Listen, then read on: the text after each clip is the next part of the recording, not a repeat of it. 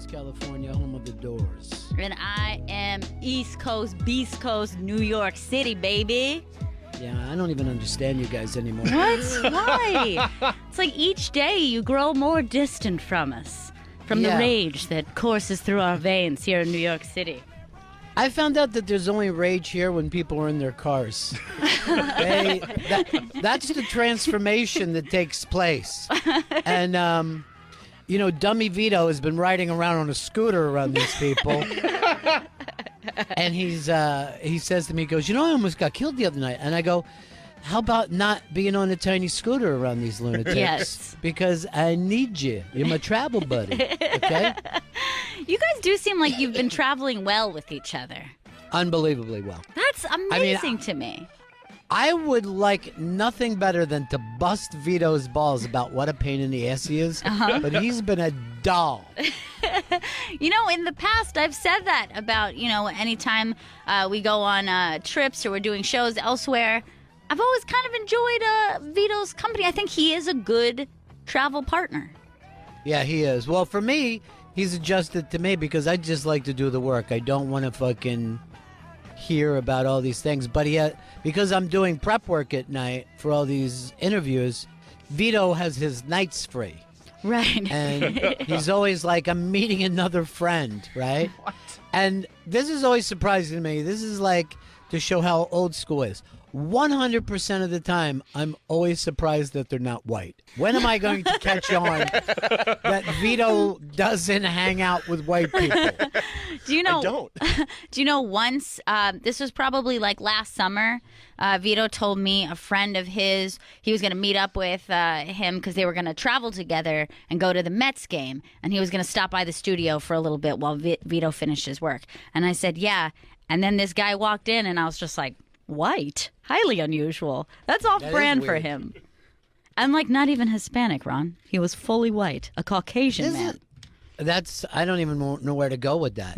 But see, this is why Vito is still surprising, because he has, of course, the baseball cap with the matching sneakers, and he does all that, but he doesn't adopt the black attitude. You know what I mean? You're not the fake black guy. No. Yeah. Like every white guy that hangs out with black guys suddenly acts like, and I know we don't use the wig word anymore, but like that.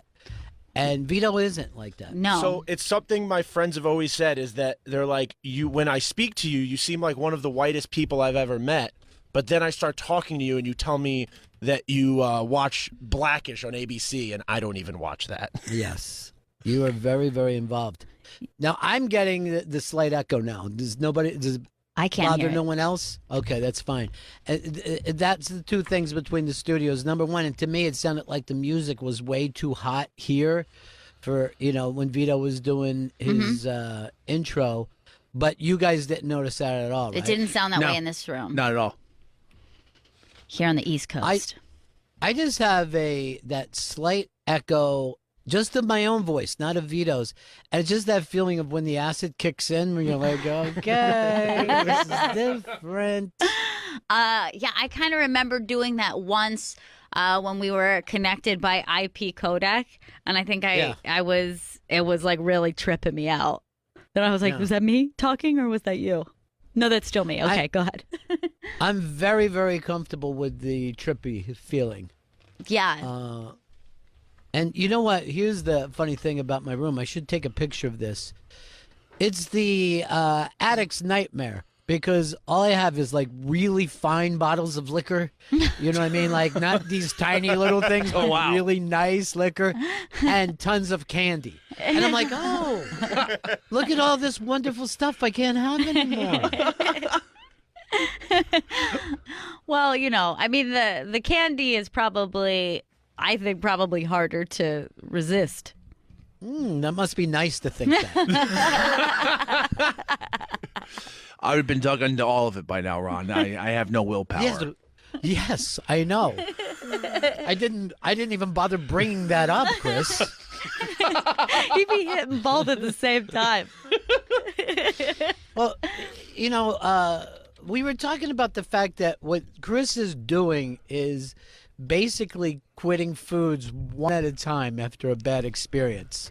And that's what I did with drugs. You know what I mean? Yeah. I'm like, oh, my problem is meth. You know what I mean? Everything else is fine. Thank God I'm off that meth. But what are Chris's food problems now? Okay, so popcorn, I can't eat popcorn. That's out. I ate too much of it one night. I finally had too much, destroyed my stomach. It was the worst farts I've ever had in my entire life. There's one I know just recently because I just offered him this food yesterday. I offered him wasabi peas, and he was just like, "Oh no, I've sworn off wasabi peas." Yeah. I had a real bad. Swears off wasabi peas. Ron, I ate them once a decade ago, maybe even more, 15 years ago, and I had diarrhea like you wouldn't believe. You have diarrhea every day. No, but this was it's worse the than only usual. bowel movement that you understand. It was really bad, though. It was very hot. I'll just say that. All right, that's two. Yeah. What else? All right, potato sticks. You know, like the snack potato sticks? Once I haven't even seen those I since know. probably third grade. Yeah, this doesn't seem like it would come up a lot. So they used to Yeah. sell them at the store at SUNY Purchase. And one day I bought a very large bag, largest bag they had. And instead of eating dinner, I ate a family size bag of fucking potato sticks. And again, that brought on terrible diarrhea. And I swore I haven't had them since, Ron. It's been 20 years or something. So it's like terrible pain and then diarrhea. Yeah, hot pain and hot diarrhea. Okay, stop doing the temperature of your shit. But here's the thing: it doesn't seem to be the food's problem. I don't think you were meant to eat a family-sized bag of potato sticks. I don't think That's anyone. an odd thing to say.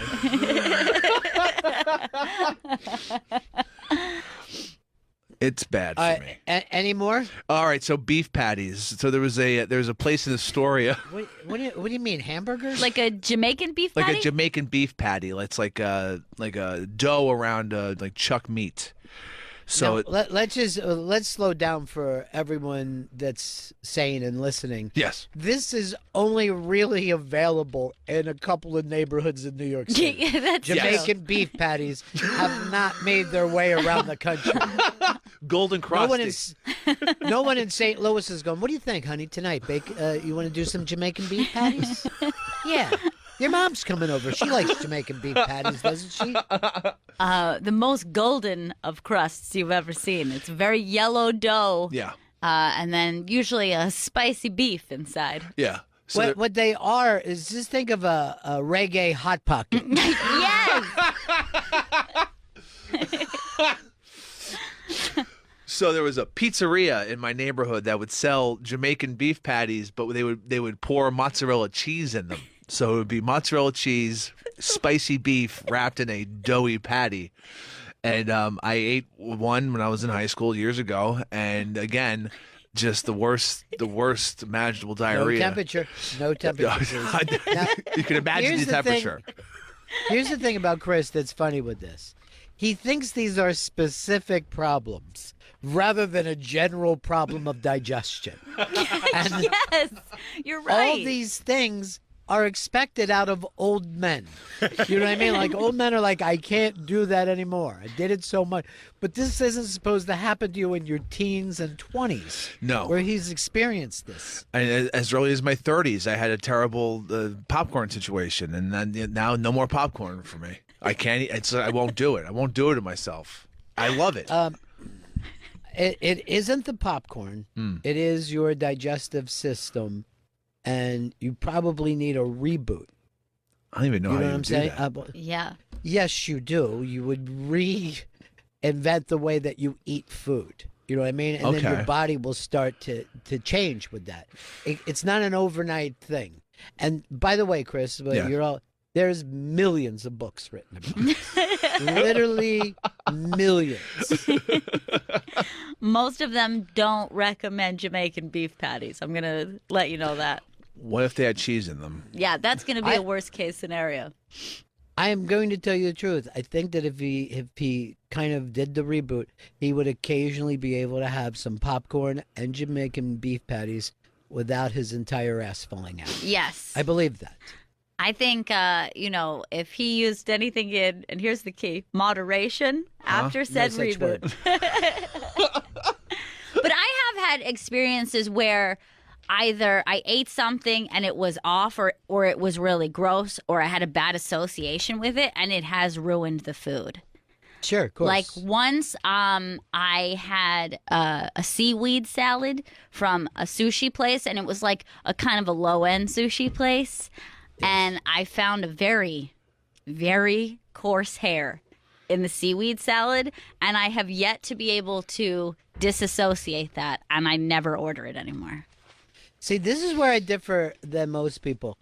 I love a little cunt hair in my food. It gives me, that spice that I'm looking for. I know for a fact that's what it was, too. I mean, there's no way it wasn't. Ugh. I still, it really gives me chills thinking of it. See, I'm just glad that I live the hedonistic lifestyle. By the way, I don't know if you guys have kept up with this thing. It's very big in LA, though, about the doctor and his crazy chick that have been drugging chicks. And it's very, very big out here. And it looks like it's so fucking hard to go to jail for rich people. Yeah. You know what I mean? Like, Yeah, rich people get this run that poor people never get. Well, didn't those two have 1,000 charges? They said they molested or whatever 1,000 women. There was 1,000 patients that they said they. I don't know if it was 1,000, and they're not patients. These are chicks that they meet at bars and stuff. But also, the whole thing with them is, and I don't know if they videotaped everything, like crazy people. You know what I mean? God. And then, the guy who threw the fucking woman off the thing? Yeah. He's out on fucking bail. Yeah, it's nuts, dude. You can chuck somebody off a fucking building and get out on bail. And yet, how many people do we know that do something and you're like, no, he's still inside? You know what I mean? Yeah. In New York, getting out of jail is a pain in the ass. That guy had a $2 million bail that he was Yeah. able to put up. It fucking didn't make any sense. And then, None of it makes sense. and forget it. I mean, if you can afford a good lawyer, then you can get out of jail. Things can happen, yeah. yeah. Because you could hey, by the way, this cop is fucking racist or whatever little thing. Hey, this cop once did, anything that Yep. they can find, they can go in and pick apart. But poor people can't ever do that. They're just sitting there. They don't know who the cops are. They're like, hey, dude, you don't feel like, hey, I could go after this guy. No, it doesn't happen that way. And then people But don't this want to is- hear that the system is broken. You know what I mean? People don't. I think because it's the one we've got. You know what I mean? There's no way to overhaul it in people's mind. They can't imagine it, and so they don't want to. They don't want to hear that it's a broken system. Dude, it's like everything we do here. Hey, maybe it's not perfect, but it's the best in the world. Mm-hmm. You know what I mean? Thank God for the founding fathers. They gave us everything the founding fathers did, like they were fucking Zeus. Now, but here's the other thing that annoys, I'll say, people of color. That story, which is an L.A. story, a Hollywood Hills story, is now in the New York papers, right? About this woman being killed. And I'm like, don't we have enough murders in New York that maybe we could focus on some of them? Right. Oh no, there was a celebrity somehow involved. You know what I mean? Like barely involved. Like he used to date her. So that right. makes it of interest of everyone. And she was a beautiful young woman, which always Right. and white. So all of those things combined, it's the same thing as what's that woman's name who did Top Mom? Nancy something. Nancy Grace? Nancy Grace. You know what I mean? Like she'll Oh, pick all right, out. I remember her. Yeah, she'll pick out one case, but there's a million like it, but they're like, this has marketability. You know what I mean? It's got yeah. It's an old school newspaper thing that a murder in a good address sells papers. Like people, Yeah. I mean, you just can't blame the media because people are suddenly interested, Like the fact that we're going, she's a beautiful woman. This should never happen to a beautiful woman. Right. You know what I mean? She's so gorgeous. How could this possibly happen? Yeah. The beautiful people should be incredibly safe. It's a wonder that her money and beauty didn't save her. You would think it would. In the meantime, there's Vito fucking driving down the road in a dumb scooter. People were literally trying to run him off the road. When he tells me that, I'm like, don't take the scooter around town. It's so much easier, Ron. You beat the traffic, and you get to sit on a little thing like a big bear in the Russian circus. It's a lot of fun. I'm going to tell you a story. I think it's going to change your life. Okay. Mr. Billy Idol, just as he's at the height of his career, and they want to put him as the new Terminator in Terminator 2. He fucking has a motorcycle accident, fucks his leg up, and never had a movie career. We would probably be watching Billy Idol in fucking Marvel movies right now. Wow, I had no idea that happened. I didn't know that. They had him. He had two things set up. He was going to be the new scary Terminator, and look at him. He would have been fucking perfect. Yeah.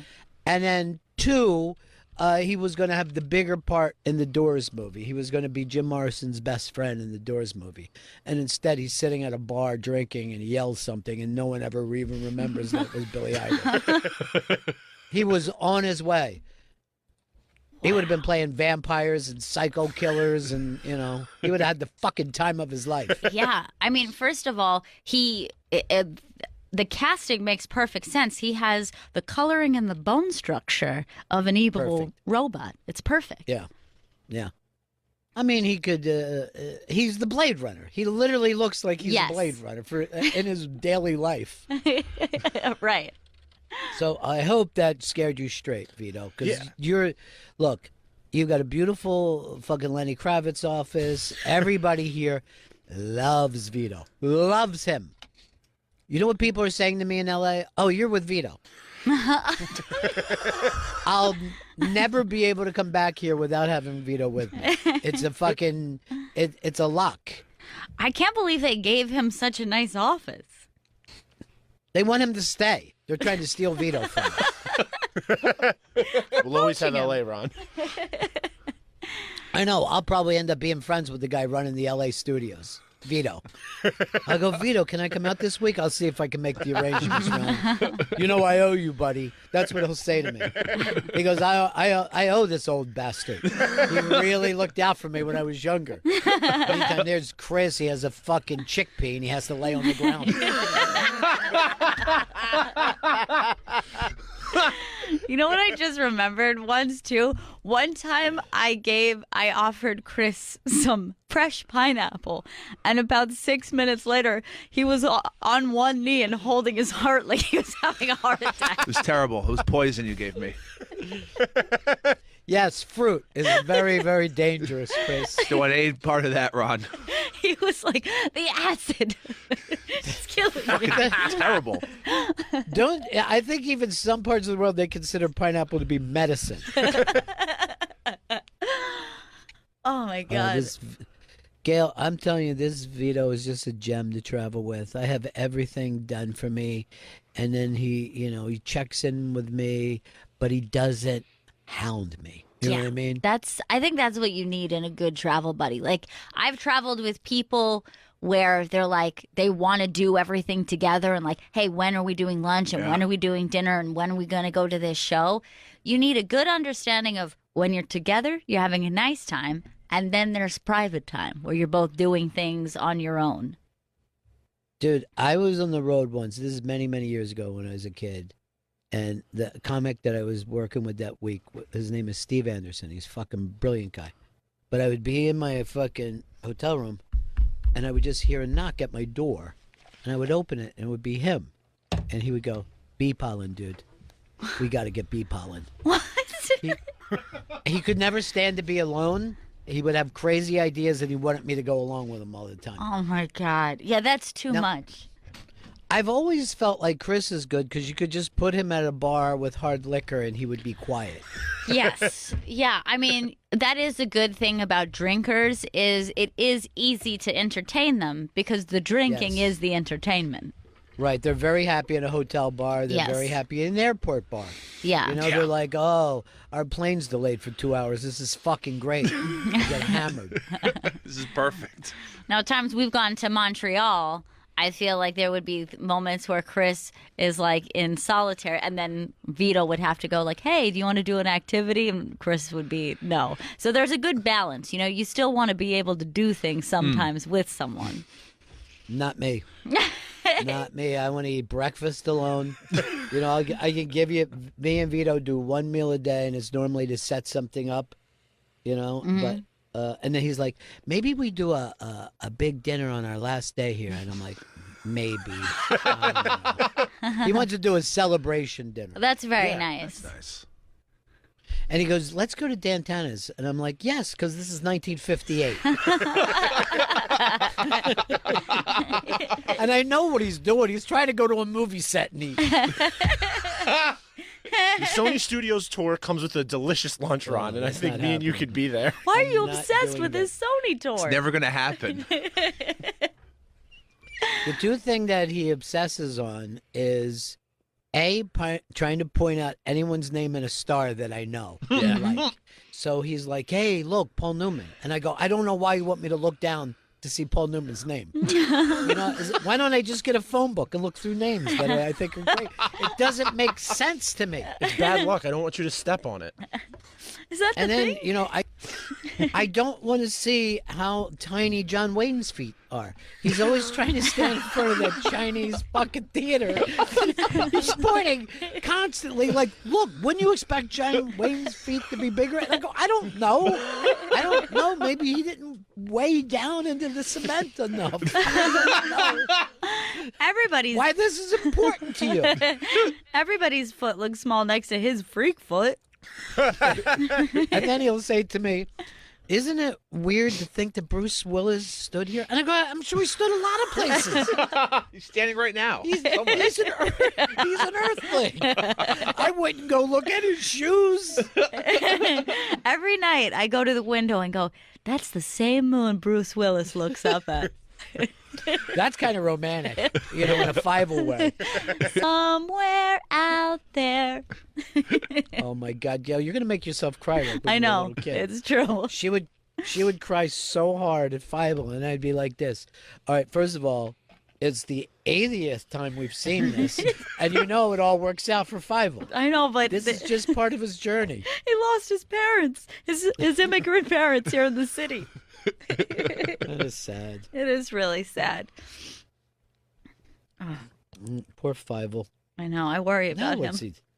He never really caught on as big as I thought he was going to. You know, he Did had go west. Fievel goes west. Yeah, that should have said Fievel sold out. Honestly, my brother and I had a ridiculous fight one night because of a movie trivia game, and it involved Fievel Goes West, and I still think about it and laugh. But I guess my boyfriend at the time was trying to fuck with me, and like I said, okay, he said, what's the name of this character in Fievel Goes West? And I was like, I know that shit. It's Wiley Burp. And he's like, nope. And then my brother answers, Sheriff Wiley Burp. And it was a huge argument on whether or not that he was right or I was right. That he was able to steal and just tag on Sheriff, I thought was bullshit. First of all, Sheriff is a job title, not a name. Thank you. Thank you. That's exactly what I said. You, my friend, got mansplained. No one likes a woman that's good at trivia. No one. They really don't. And And I'm included. And here's the thing. I know nobody would have come up with Wiley Burp without me. You know what I mean? There's That's no true. way.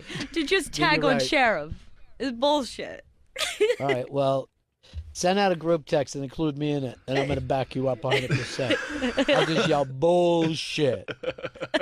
But I know, I honestly, I don't like, I feel like trivia is a man's domain. You know what I mean? I just do. Yeah. I know a lot of guys who are very serious about it, and then they get very aggressive. You know what I mean? Like it becomes not fun very quickly.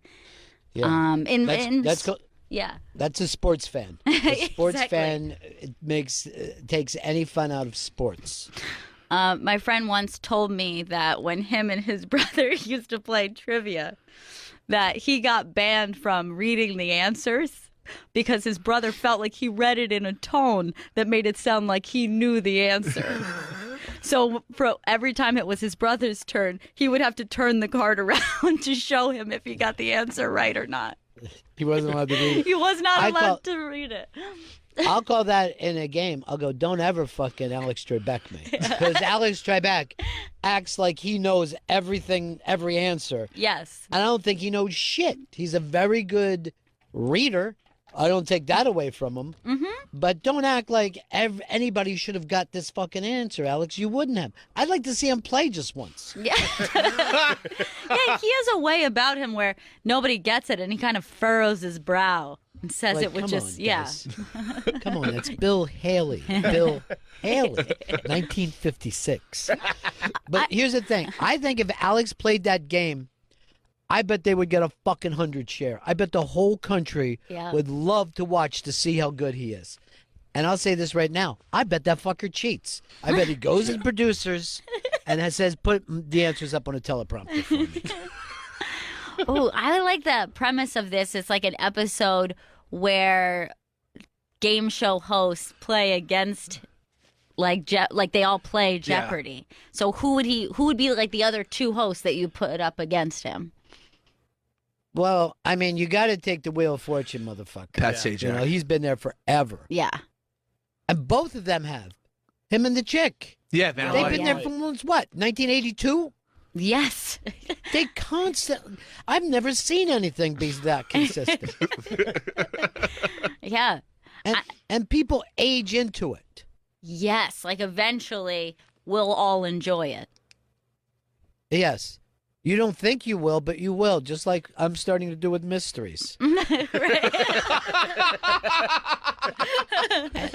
And your Aunt Robin was telling me the other day that she just likes to watch Westerns now. And I'm like, why? She goes, I don't know. It's always beautiful scenery. There's, trees and everything. I go, it's not the Nature Channel. They're fucking shooting Native Americans. She goes, still, it's relaxing. You know what's something I've aged into? I have aged into like a period piece romances. Like that's something to me Really? that's like stereotypical, like a woman of a certain age enjoys that. And I'm at that age. I think that you're going to like the paperbacks. I think you're going to take them to the beach with That's you a good now. idea. Just some picture of a fucking bare-chested guy that's on a pirate ship. I think He's I just would. sitting reading. Those are hot. I got obsessed with Outlander. And I feel like it's changed me. I'm like, oh, this is interesting. There's history. There's romance. Fantasy. It's very, very odd that they know how these things work. It's almost like we're some version of a preschooler where they're now like, well, they're not into it yet, but they will be. Right. know? Yeah. Like the idea of a target audience is strange to me. Frightening. Yeah, it's really, really weird. And I remember, you kind of hit that point where you start to realize certain commercials or shows are not for your you're not the target audience. Like when that changed for me with MTV, it was a very strange thing where I was like, oh, this isn't for me anymore. They're not even trying to reach me. This is for much Yeah, younger that's a sad kids. day. Vito's going through a strange time where he's figuring out that a lot of athletes are younger than him.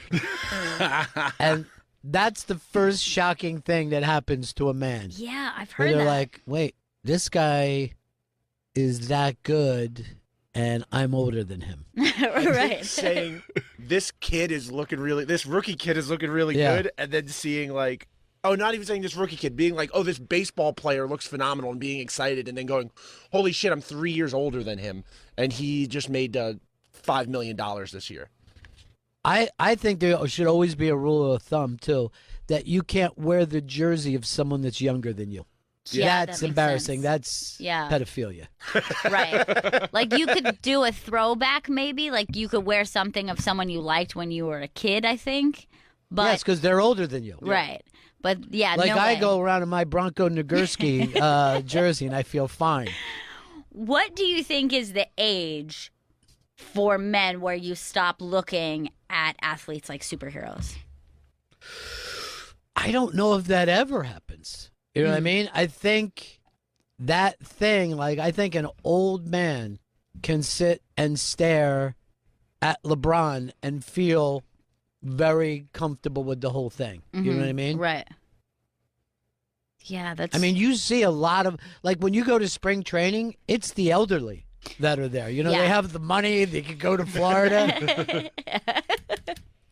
I think with athletes, it's because you're seeing, like, everybody's a human, and seeing, like, a human being who's figured out how to, like, reach their maximum amount of potential is just impressive to see. Like, seeing a human like LeBron James that's able to do what he can with just a regular body is nuts to witness. First of all, you're insane to say he has a regular body. Yeah. He's a fucking freak of nature. He invests- If he never tried, he'd be great. Yeah. You know? That's why I think it's so hard to believe that people like LeBron and, you know, this, you go back to Kobe, that they have this insane work ethic. Michael Jordan. Like, why? Yeah. Why are you working so hard? You already got it. LeBron James invests $1 million per year just into his body. Doing what? Like different fitness routines, just different rehab things, different ways to just get stronger, and into his diet, all these things. It adds up to $1 million per year. He's being ripped off. There's not $1 million to spend in finding out what you should eat and how high your knees should be when you're. You know that there's like a nutritionalist out there who's like, wait a second, it's LeBron? Tell him it's $1 million. He can afford it. All right, who's the greatest athlete during your lifetime? That's always the interesting thing to me. Yeah. I mean, to me, it's Jordan, because he's the first one that I think of when I was a kid. All the kids, you know, all the little boys I knew were obsessed with him, and he was treated like a superhero. Now, you don't think anyone came along that was better than Jordan? Because part of the thing is they get to, you know, they learn more technical things to do because of Jordan. You know what I mean? Right. Like, do people That's say always that? the funny thing to me. Do people say that like LeBron is better than Jordan? It's an argument. People say he's more athletic than Jordan, but like people say Michael Jordan had more skill. But LeBron James is like, I look at LeBron James as the greatest pure athlete I've ever seen in one of the four major sports. Right. He is the greatest. In my opinion, as far as like, because like it's hard to compare like a guy like Usain Bolt like versus LeBron James, but like a guy in one of those four major sports, LeBron James, I don't think there's a better just pure athlete. I mean, like his pure weight and size, and the fact that he's landing on a hardwood basketball court every night, and he's never had a major injury until last year. He had that groin thing that kept him out for a month. It's just an insane thing to witness. What do you think, Chris? I'll say Derek Jeter is the greatest athlete I've ever seen. Derek Jeter. Yeah, Derek He Jeter. wasn't even the greatest shortstop. Give me a fucking break. true. How many rings does he have? Fuck face. We're talking- Not as many as fucking Garrick. I'm going to say something to you, and I think it's because you were dumb enough in this instance to say the four major sports. No one ever dominated the way Gretzky did. Yeah. Yeah.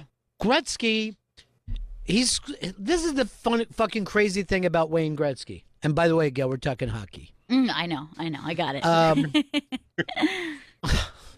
Eddie Trunk just walked by and waved. What? What's he doing there? That's why yesterday it was weird to run into like Dan Soder here and Tom Papa. You know, you're like, this seems too normal for you guys to be here. So here's the thing about Wayne Gretzky. He scored the most goals of anyone in the history of his sport. If he never scored one goal, he would still have more points than anybody who's ever played. That's how many assists that he have. He has so many assists Yeah. that he would be the all-time point scorer even if he never shot. It's fucking insane to think about. You know, I was thinking too, because you had said the major sports, but if you go outside of that, I'm thinking of greatest athletes and like moments of my lifetime. And I was thinking maybe Michael Phelps you have to put in there because that was just such a massive story. I'm going to go one higher because this, and by the way, it goes to show you guys aren't as woke as me. This Olympian right now, this gymnastics girl, she's done like the most perfect thing ever. And now people say she's even getting stronger Is that Simone Biles? instead of aging out. Yeah. What is her name? Simone Biles? Yes. Yeah. I just saw her the other day, and they were showing stuff she's doing without even working on the landing. She just flies in the air and then just falls Yeah. into some foam. She's unreal. I don't know how any of that stuff works. The gymnastics. I don't know how you're that small in stature and then so physically strong. That's the thing that's so weird about her body. I know. It's crazy. And the gymnastics, particularly the women, I don't know why the men never matter to us, but the women are always popular, on the Olympic time. And then somebody who were like, no one will ever be better than, some of these Russians like Namia Comaneci and all this. Yeah. And then the next 4 years, somebody like blows that person away. Oh, yeah. But Simone Biles is the one that seems like she's hanging around. Yeah. Yeah, I mean, I was thinking that, whoever was in that Simone Biles, it was like maybe her and Gabby Douglas or, there was a couple other girls and they were like, Allie Raisman. there was like 4 of them. But even just 4 years before that, there was like another group of 5 and we were like, oh, they're the best of all time. The Fierce Five, they were Yeah. the best ever. Yeah. And then the next 5 that came along, I forget what they were called, the Friendly Five? Or The final 4 or the final something. five. it was Yeah. insane. Yeah. It was insane to say, like, oh, thank God the other girls didn't have to compete against them. Yeah. But I like an athlete that doesn't work at it. You know what I mean? I think that's why Iverson is maybe the best of all time. Yes. Because he was coming in hungover. Like, I love Mantle for the same reason. Just drunk off his ass, coming in and hitting the dinger. Iverson is my my husband's favorite. He loves him. Here's the thing about Iverson. You got to have one ring, dude. Just, how about you just party every once in a while, twice a week? I'm still mad at Iverson. I'm not going to lie to you about that. Jeter. Remember when Chris said Jeter? He's the The best. thing that pisses- The What? Jeter thing bothers me so much because Yankee fans also were furious that he didn't get the unanimous decision in the Hall of Fame. Yeah. And it's like, look at the great players who didn't get it. Mariano's the only one who got it, and that made sense because Rightly he's, so. without a doubt, the greatest closer of all time. Right. Derek Jeter is not the greatest shortstop of all time. It's not even a conversation. He deserved it. He deserved the unanimous decision, Vito. Just because you're a Mets He fan. deserves it because he's pretty, Chris. That's right. That's all you're He's a thinking pretty, about. That's all beautiful, you care hot about. man. But why can't you think? First of all, one thing we've learned about Chris is he lies when he says he's a sports fan. He said he knew everything about football, and his season was such an embarrassment this year. So bad. By the way, Andrew, who runs this place, came over and said he was a big fan of Lockdown. Oh, really? He enjoyed it more than Lockdown. That's bullshit. Lockdown. It was an embarrassing moment for me to be sitting here when that happened. Lockdown was a superior show, better theme song. Fucking Lockdown didn't have Seeger in it. Here's the thing, dude. You just have to listen to the audience every once in a while. It doesn't matter what you believe. Everybody believes they have a good voice. Everybody. God, your season was so bad, Chris. Yeah, it was quite terrible. I think it's an outlier, though. I think it's going to come back around. No, I don't think so. Oh, okay. You should just focus on XFL games now. Is anyone watching that? I don't mean anyone in the world. I mean any one of you guys. I had one on the other day. It was Seattle against Tampa. Tampa Bay Vipers. It was funny that the Vipers threw a pick six. I'm like, no matter what team it is from Tampa, they throw a lot of pick six. Where they saying Brady now could go to the Raiders? Yes, that's the newest rumor that Brady is to the Raiders. And then Phillip Rivers to the Colts. Yeah, that would be fucking crazy. They said they're going to give him. The rumor is they're going to offer Brady $60 million guaranteed over 2 seasons. That's what they. But he never wanted money. I know. Yeah. I mean, to me, it's starting to sound like he wants a divorce. Like, I need my own money. He always put his money into the O-line and like took less of a pay because he knew what it took to win a Super Bowl. And now he's like, I got my last few years. I'm just trying to cash the fuck out, live in Vegas. Where'd that come from? Maybe he's a degenerate gambler. We just never knew about it. Well, that's a great leap to take, Chris. Maybe you're onto something. Thank you. You know what Vito brings up to me every day? The TMZ tour. Ron, Why? all I want by the end of this week is for me and you to be sitting next to each other on the TMZ tour bus. Ron, they play a fun game. If you spot a celebrity while you're on the tour, you get a replica, a Harvey Levin replica mug. Well, I'd like that anyway. What's that cost? $8? Apparently, you can only get this one if you guess a celebrity. It's a special cup that they give away on the tour. Are you kidding me? No, I'm 100% serious. And then what are we going to do? Look at a bar that one time Sean Penn punched somebody at? Yes. I don't understand the excitement level of this. They take you to places people got into fights, and it's like an episode of TMZ where they show you clips from the TMZ on TV show, which you know I love. And it's just an all-around great time. All right, so I forgot about this. So I'm out having a smoke next to my cab stand yesterday, right? Like a gentleman. Mm-hmm. A fucking weird Jeep pulls up. The vanity plate. And I went and when they pulled away, I checked the back. Was Jay Bieber, right? Oh. There's a fucking Justin Bieber lookalike with a thing around his neck. And he lets a couple out. Justin Bieber lookalike takes you around fucking town. I don't know. I guess he shows you Justin Bieber's house. I didn't ask anything. Okay. But I was like so stunned I didn't even take a picture. That is So that's what you should weird. do. There's a lot of tours that you can buy for yourself. They probably only cost $250, and you take a ride around in a car with somebody. But what I want is to take the TMZ tour with you. I don't see that happening, man. I'll be totally honest. Don't do it, I mean- Ron. I've been playing it cool, so I'm not going to come on too strong here. But if you change your mind, I'm always available. What will we see on the tour? You'll see the pole that Kanye walked into, famously on an episode of TMZ. All right, here's something interesting. If I saw fucking Kanye walk into a pole, I wouldn't stop. You know what I'm saying? Like, I don't give a fuck about Kanye. All right. What about, like, the hotel that, like, somebody stayed at once? That's what they like to do. I can't remember highlights from the tour. That's why I want to refresh my memory and go Right. back on the tour. It's gonna be all the same stuff. How long does this tour take?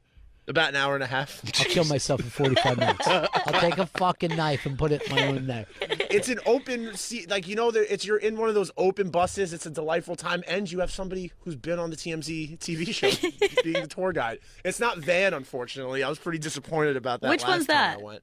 That's the guy who got fired, the black dude. Okay. Oh, you mean one of the people sitting in the background drives the van? Yeah. That's fucking embarrassing. And then they'll show a clip of them on the show on the bus.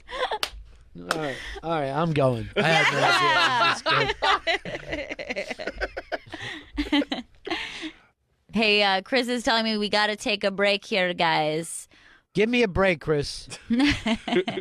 Bennington will be right back. We'll be right back. This is Faction Talk 103, The Bennington Show.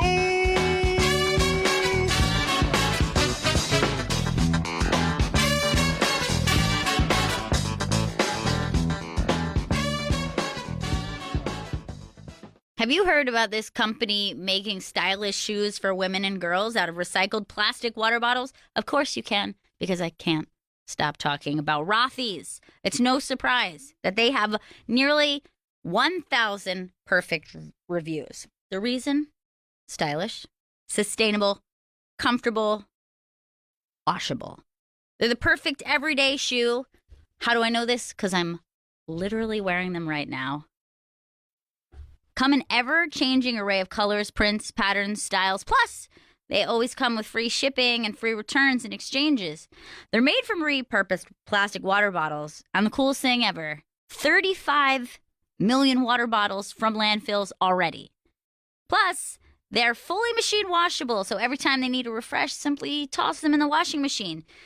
Rothy's prioritizes sustainability every step of the way. They ship directly in the shoebox, no unnecessary packaging. These are feel-good flats in more ways than one. Check out all the amazing styles available right now at rothys.com/Bennington. That's ROTHYS.com/Bennington. rothy's.com/BENNINGTON. Rothys.com/Bennington for your new favorite flats, comfort, style, sustainability. Head to Rothys.com/Bennington today. Faction Talk 103, it's the Bennington Show.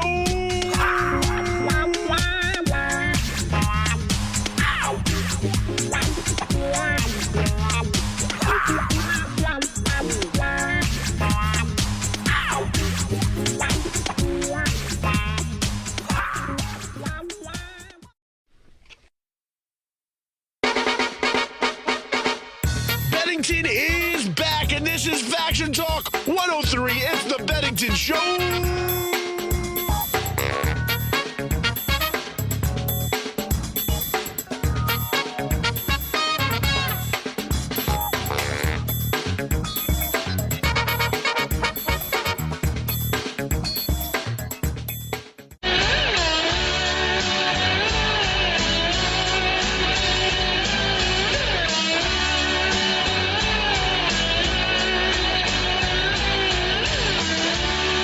Some creeps who think of jokes.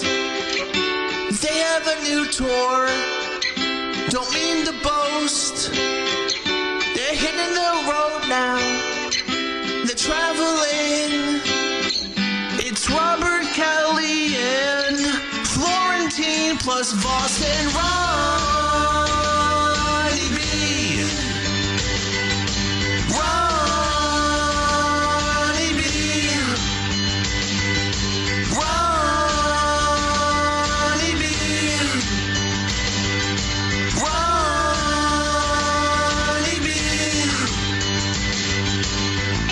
And I know some creeps who put on shows. They're coming to Detroit. Don't you know? Ridgefield Playhouse. Tampa, please. Atlanta too, and Mount Airy. They'll be at Gramercy.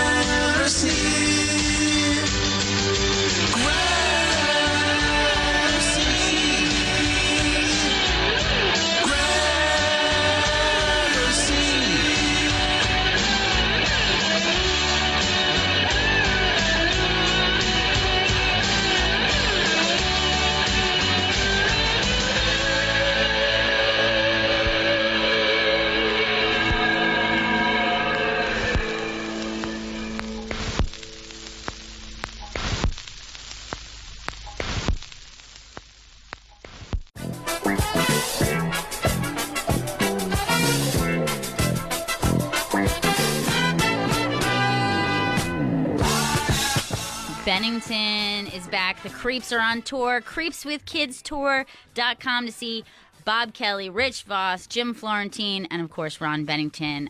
Friday, March 13th at Turning Stone Resort Casino in Syracuse, and Saturday, April 11th at the Straz Center in Tampa. You know, this whole LA thing is working out so well for me because Vito is just on top of the world out here. It's his like natural habitat, I think. I don't know whether you guys are even aware of this, but and I'm not making this up, he meets me downstairs with a coffee every day, and I'm not making that up. And he also has too much snacks in front of me, and I feel like a studio head. I'm so happy. I'm so happy. It's the only way I ever want to be treated. The interesting thing is I meet you out front every day when we're in New York together, and Earl gives you coffee every day. I just feel like he's taking the best of all of us, which means none of Chris. Ouch. Yes. Have you given him any bad news yet? Because that's something I can always provide. We don't have bad news out here. He's shit. Vito was right about this. Everything is great. Everything feels like the last scene of The Player. You know what I mean? Like, it's just roses and happiness. Despite all the awful things I've done in my life, I'm going to live happily ever after. Somehow you guys being out there just makes me look at this city just like it looks so grimy and cold Gray. and sad. I just look out the window and I'm like, someday a real rain will come. You mean New York shitty, where I used to live? Yeah. Please come back. Exactly. All right, so I wanted to save this to now because Vito has a story.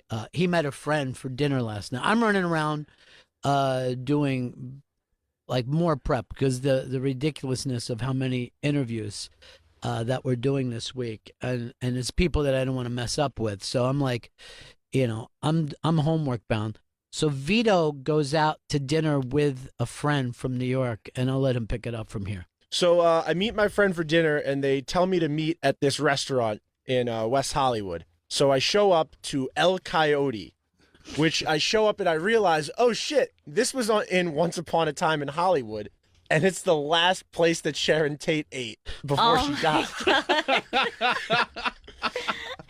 So then we're about to eat, and the waiter comes over and he goes, "Busy night, busy." And I say, "Really?" He goes, "Well, ever since the movie, we've been very busy." And I just looked at him and I went, "Once upon a time?" And he went, "Yeah." Busy. Now, I remember that place. It's like a really cool like Mexican place, right? Yeah, they have like a mariachi band. Some of the servers wear the dresses. I don't know what they're called. what do you mean dresses? No, not a poncho dress. The Sombrero. No, Bandoliers. Maybe. And they like walk around, and as you exit, they sell T-shirts that say "Once Upon a Time at El Coyote." Oh, that's pretty. So what you're Now saying is you got one for all of us. Now, here's what I believe, Gail, and I didn't want to say it to Vito why he was being so nice, giving me my coffee and snacks out front. But I honestly believe that he picked that place out. Like he's like, where could I go? Right. El Coyote, like in the movie. Well, out there, everything is so strange that most of the time I feel like I'm in a movie anyway. So most things you Right. look around and go like, this is in something, right? Or does it just feel like LA out here? I feel more like, did I live here when I was a child? No matter where I go, I think Right. I watch so much TV that LA landmarks mean more to me than the neighborhood that I grew up in. Yeah, there's something really strange. The first time, I think, when I went out there, everything felt kind of like a dream that you had once before. Like there's something Right. very familiar about it. Yeah, it's because we watched nothing but television for the first, 16 years of our life or whatever it is before you start partying. And it does feel like that. It's like when you are dreaming and you're in a place and you're like, this is my house, but you're just making that up. Right. You know what I mean? To try to have dream logic. That's what it feels like all the time in LA. Yeah. It's a very surreal feeling out there. Now, you guys aren't picking up on that little echo we have, right? No, No, you we guys don't sound hear. totally clear. Okay, good, because I can live with a little echo in my own ear because that's what life sounds like to me anyway. Hey, coming up in a little bit, we're going to be airing the Unmasked that you did with Bob Newhart, and that was at the Old Comics Comedy Club. Yeah, it was one of the very early Unmasked, and the reason why we're doing this is that Vito and I have to skedaddle because the next thing that we're doing, the next interview, is at a person's home in Beverly Hills. I'm so excited to hear how this one goes. yeah. I cannot tell And you. I'll talk about it more tomorrow because I don't like to give away, who we're doing in case it doesn't work out, or as I like to call it, the Mark Norman effect. Because I'm always of the thing of don't plug something until you got it. I know. You know? And that happened 2 weeks ago, and then it got in my head. So last week, when I was doing the show, I just kept thinking, just don't announce any guests who are coming up with us later. Even if it was like a half hour course. from now. I started to think, oh, God, remember when that happened last week? I hate that. Yeah, just wait until they're in the building and then go, oh, coming up. But if you say it, then people are going like, I guess this show is shit. Where Mark Norman can just not show up. I told you what I did to him too, right? I When know. I don't he- think so. No. So I run into him at the stand, and he's like, I'm so embarrassed. How can I make it up to you? I didn't write anything down, you know. And he's sitting around these open mic fucking comics who, you know, are just staring at him with goo eyes. And he goes, what can I do? I go, give me $120. And he's like, what? Why? I go, you want to make it up to me? Give me 120. He goes, but it was a mistake. I didn't do it. Like suddenly now he went from apologizing to for $120 he's ready to end this, you know, relationship forever. I know. How much is What? this worth to you? Yeah. 120. By the way, I just heard Earl just doing a good Mark Norman impression. Hey.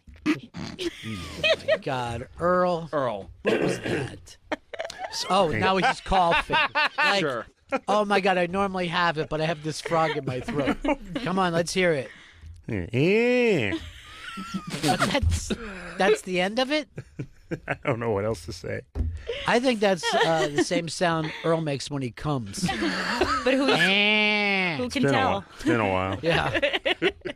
Well, once you get through the dust, he's choking himself with his own cum dust, which has dried in his balls over the last decade.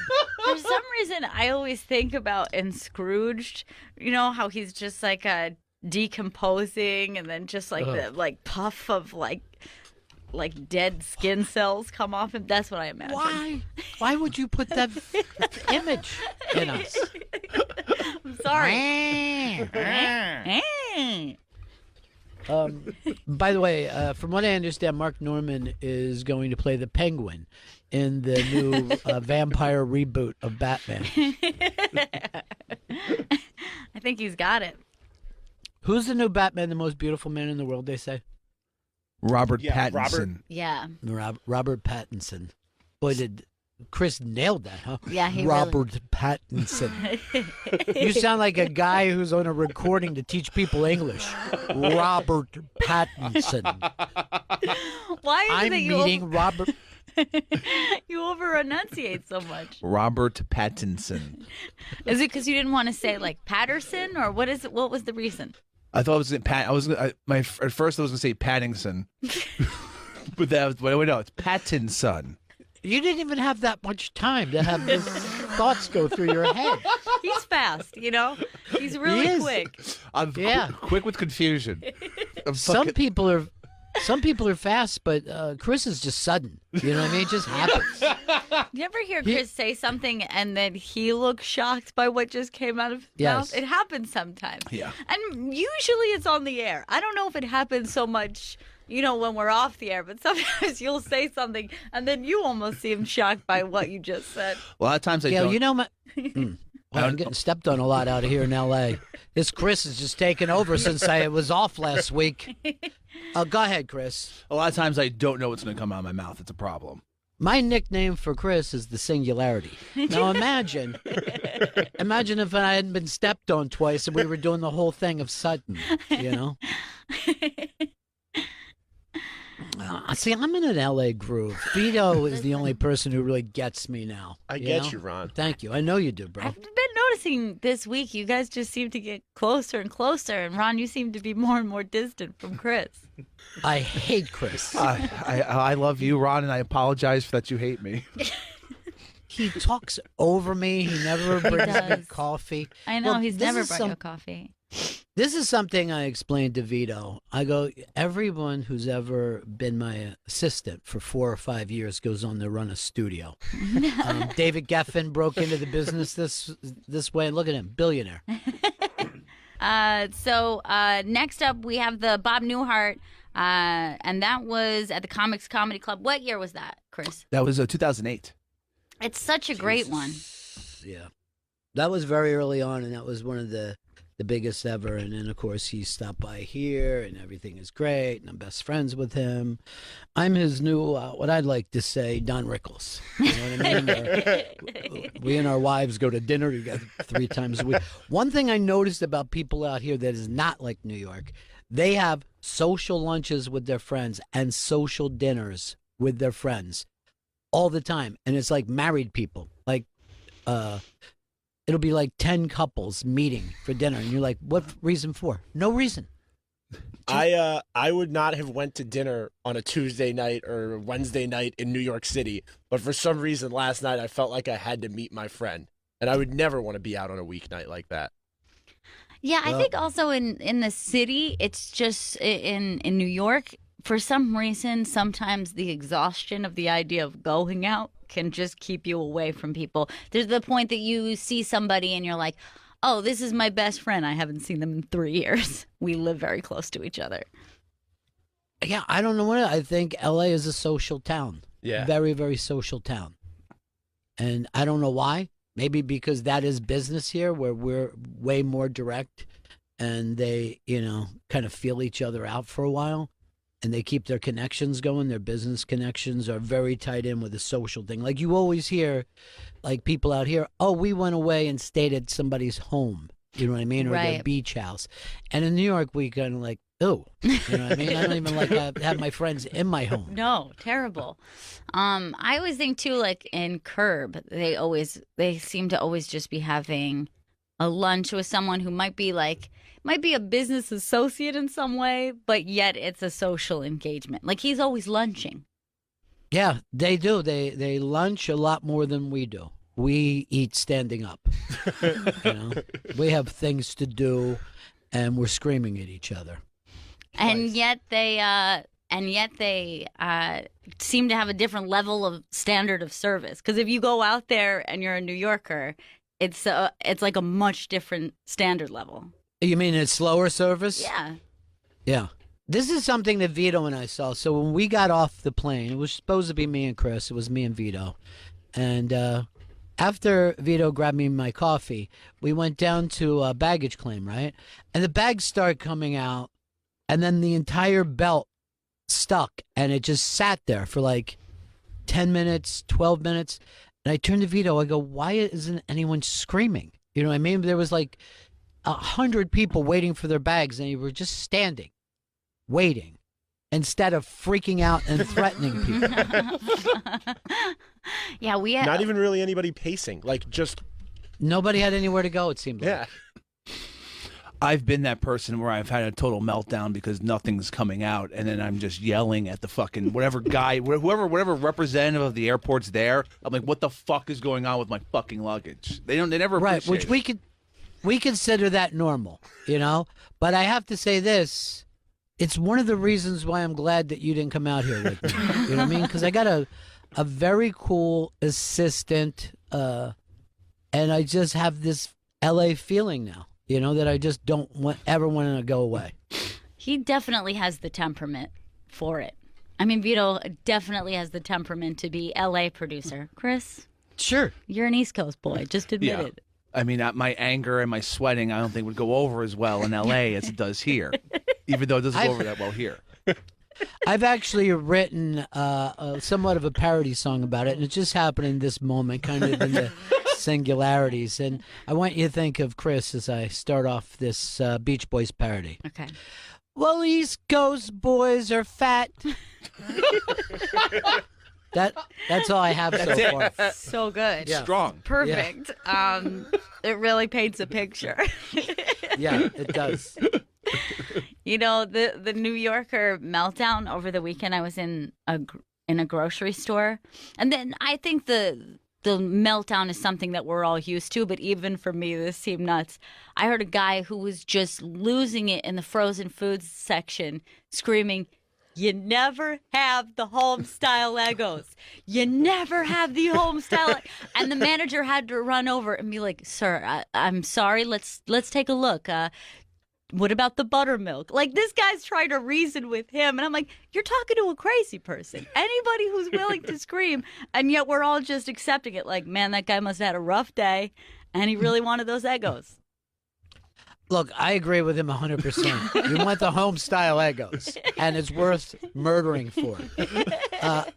I brought this up the other day with the cab stands. I don't understand why people park at cab stands and then they get out. The cab drivers, there'll be 5 or 6 of them, and they get out and they're like just talking to each other, waiting to get a call instead of driving around looking for their cab. Yeah, I have seen that out west. It's a very weird thing. It's like, don't you like money? Get out there.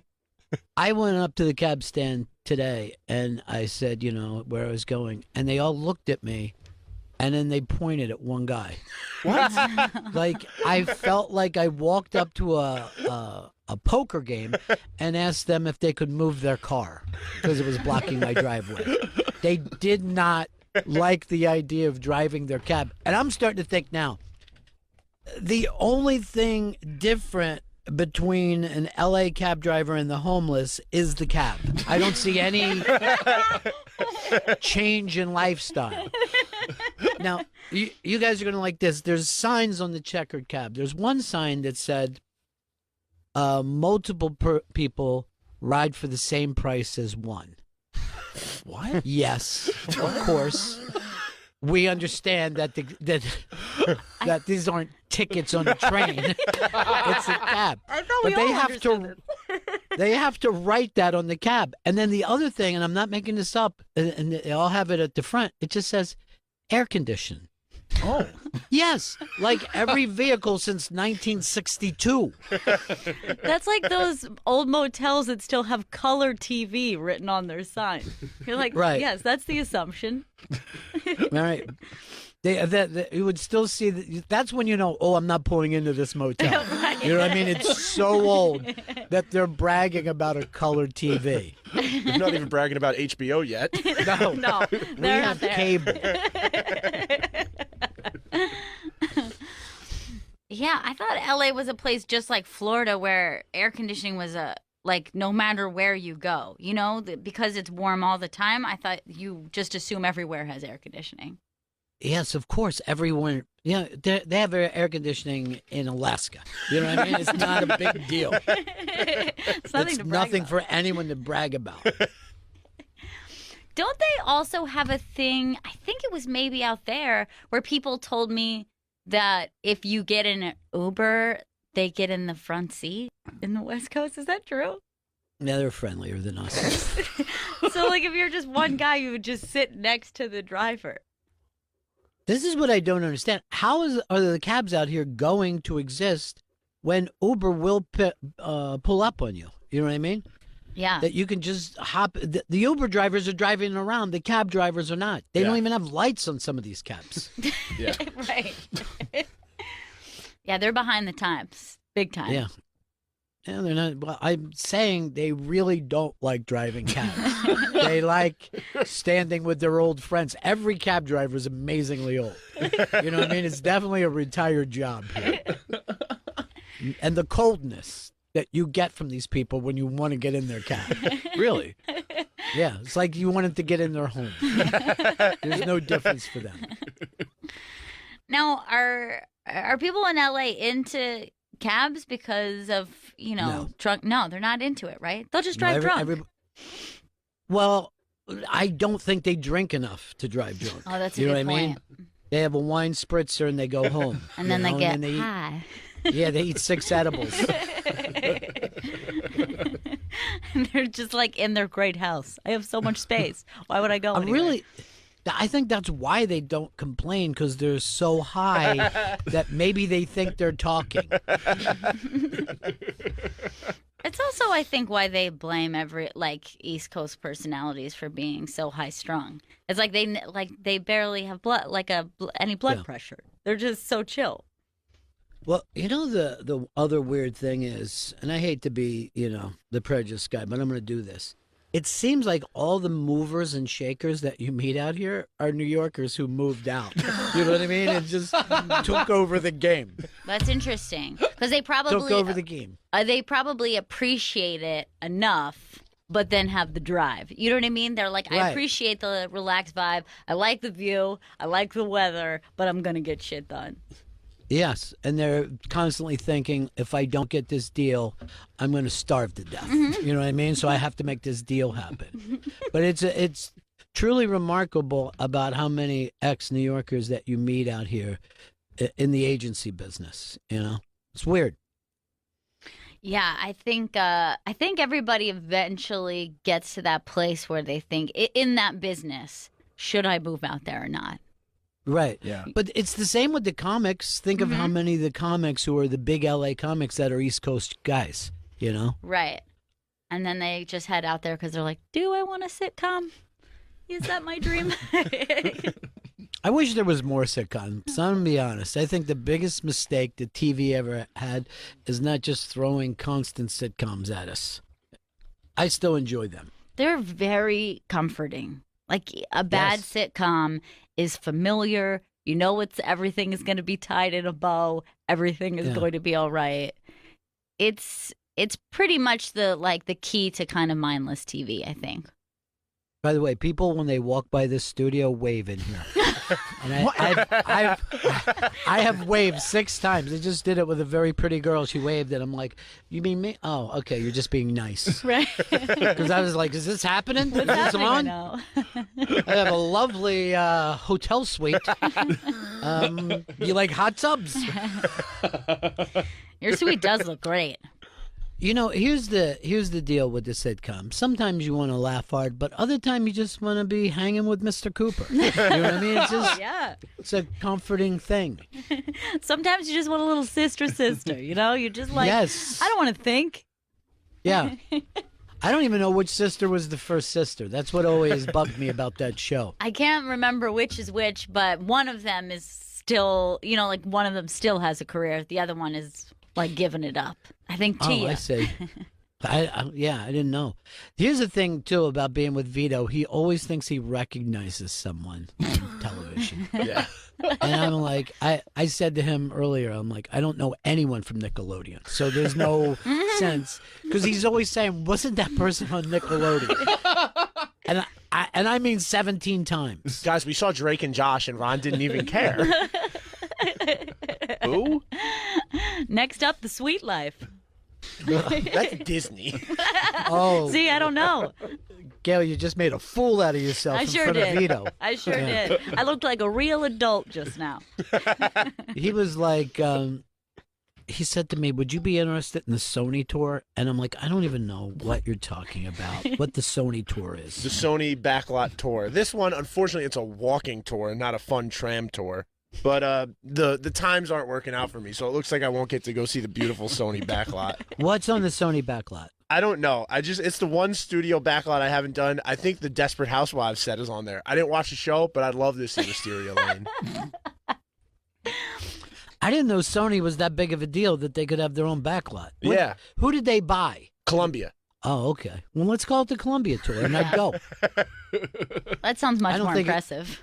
I don't think I could do that well on a tour unless I was holding a child, and then I would feel comfortable. You can hold my hand.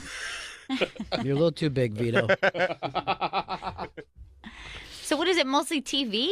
Or it's film stuff out there too? The Wizard of Oz, the sound stages for the Wizard of Oz is there. Men in Black. Talking. Wait, hold on. Let's stop this for a second.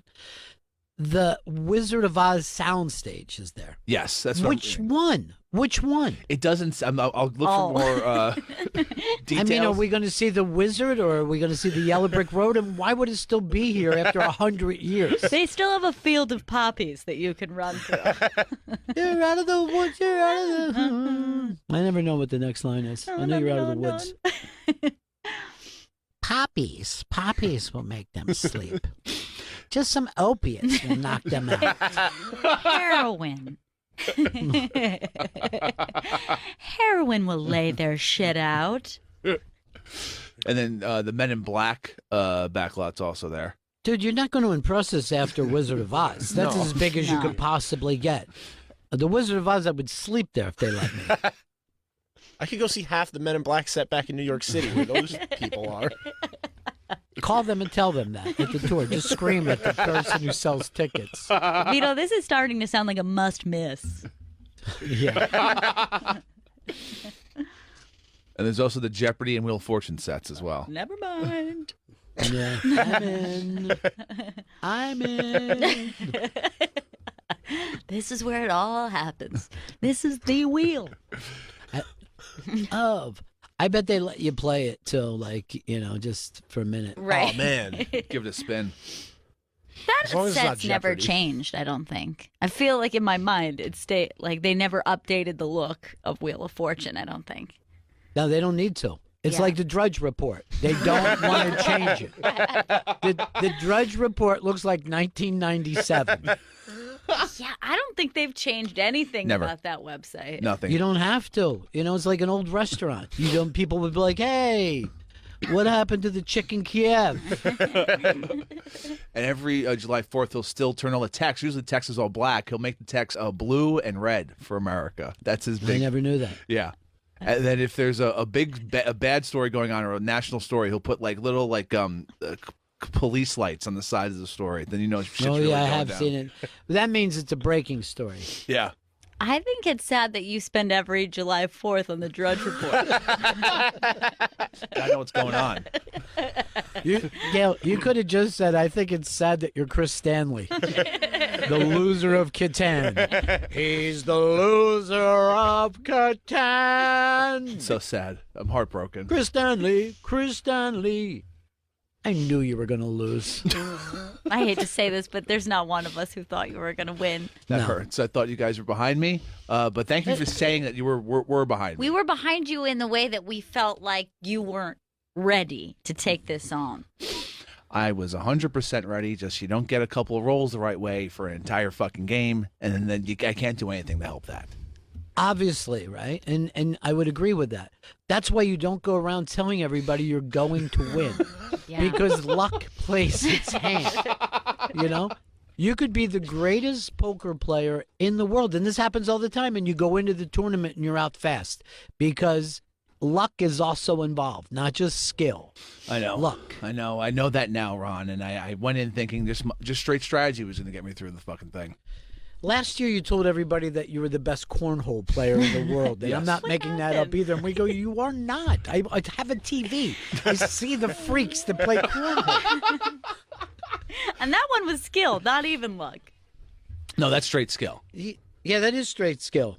But the luck in that is not being bored Chris Stanley. That's the luck of the draw. The thing is, Chris, luck be a lady, and that's what you don't understand. I don't. He doesn't. Been a fool. In my myself. case, L.A. is my lady. You know what I'm saying? She's your mistress. Frank Sinatra in the 80s tried to have the New York of Los Angeles.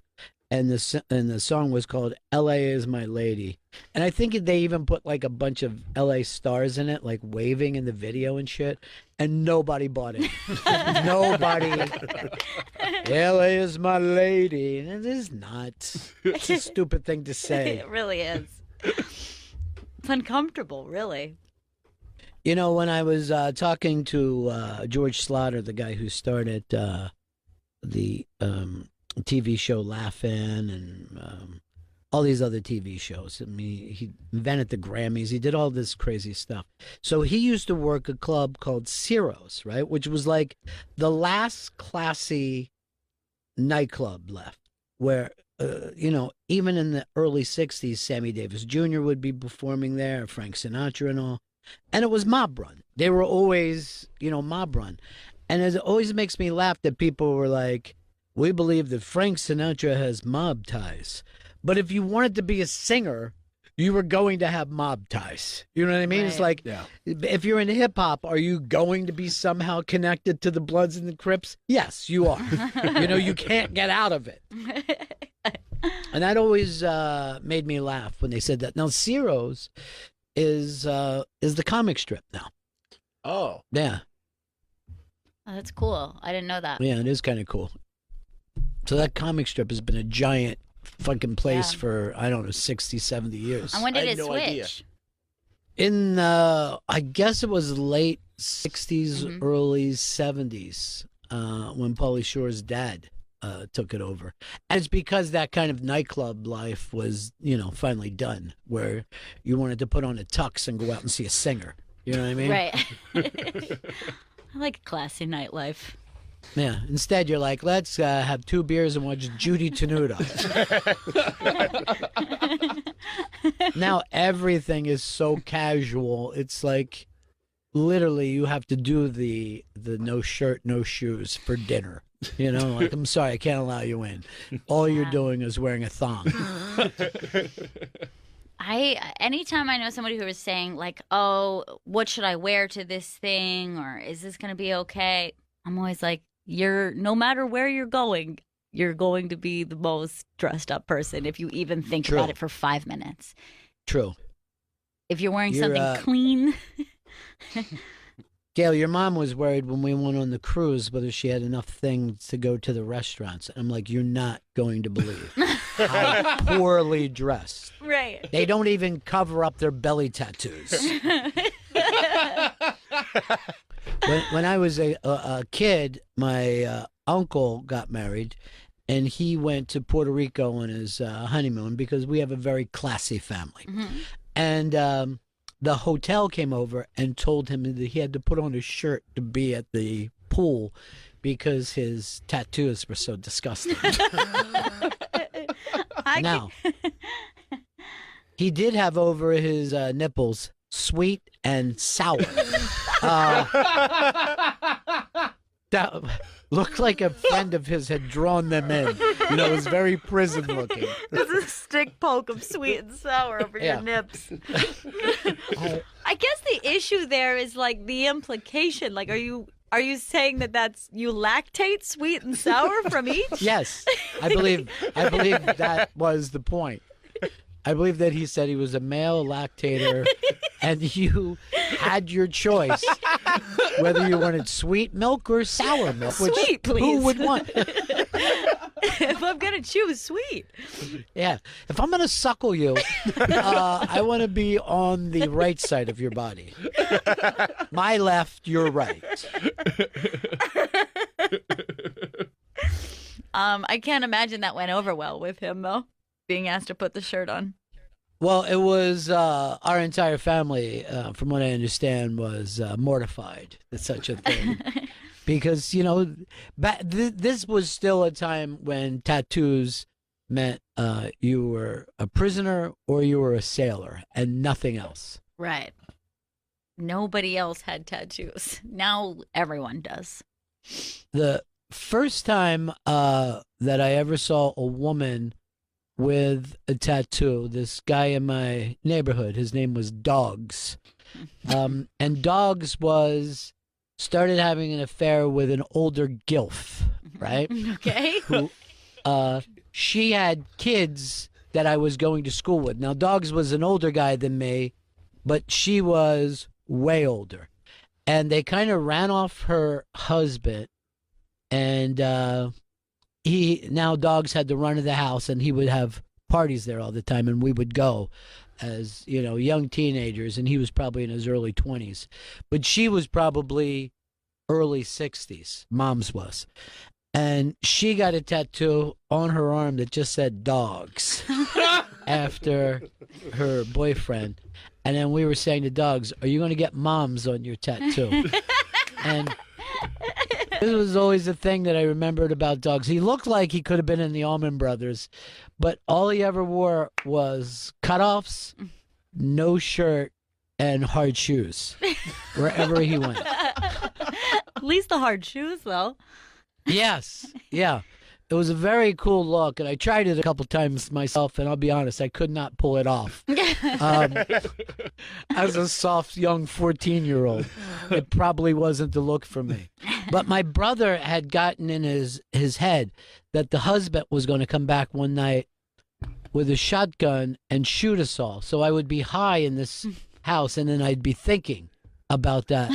And then later on TV, I'd saw the movie Joe, and I'm like, my brother just ripped off this entire premise about a guy who hates hippies.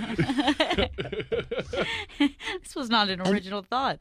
No, it wasn't original thought. Now that I think of it, it's kind of Once Upon a Time in Hollywood. Yeah. I'm going to say something embarrassing too, Gail. I watched that movie again on my way out to LA. Did you? Yeah. This is your third viewing? Third viewing. Did anything change for you? Did you feel any differently? Well, the first viewing, I was really thrown by the stuff that they had done with the Manson murder. Mm-hmm. And now that tension is out of it. You know what I mean? Like, and I don't know if you guys even felt that tension because you didn't grow up with the Manson murders being the big story that was repeated over and over and over, and you got to see it. It kind of was what the OJ murders were for 90s kids. You know what I mean? Right. So that tension was gone in the movie. You weren't feeling that. And then it all becomes even a little more like a logical problem. Like, well, no one knew that he saved Sharon Tate. Right. You know what I mean? This doesn't even make sense. Right. And if we were going to, and by the way, you never killed Charlie.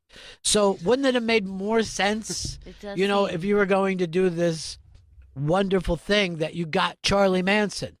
And then maybe those kids that he had brainwashed would have been released. Yeah. Much like the monkeys in The Wizard of Oz. It's essentially like killing the head vampire. Everybody turns, Yes. all the half vampires turn back. So that's what I would have said if I was the studio head once Vito would have got me my coffee. I'd be like, QT, wouldn't this make more sense? I think you would have taken that note.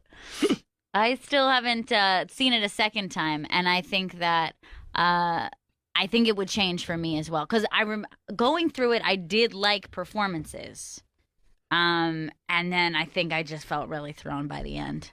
Well, I mean, Leo was really great, but at the end of it, I don't know what we're supposed to feel about it. Oh, thank God you did the scene better. You know what I mean? Like, I'm not sure what we were supposed to get out of Leo's character. Yeah. And then I just thought it was kind of interesting that it ended up being Brad Pitt was everyone, kind of focused on his performance because Leo's was so much louder. It was just like, it was a much broader character. I mean, he was like angry and crying and sad and joy. You know what I mean? He had a lot more to work with there. Where do you think of Brad Pitt's is like much more subtle throughout the movie? I mean, the thing about Brad Pitt is apparently he was a wife killer and didn't give a shit. You know what I mean? Right. He just didn't care. But for some reason, he didn't bang the young hippie girl. Yeah. So was that supposed to be a moral thing? I don't know. To me, I did not buy. I just didn't buy it.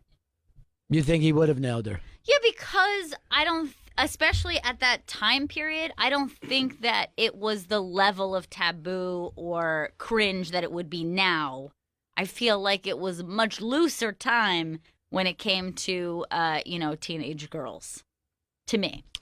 It doesn't even have to be to you. That's just fact. Yeah.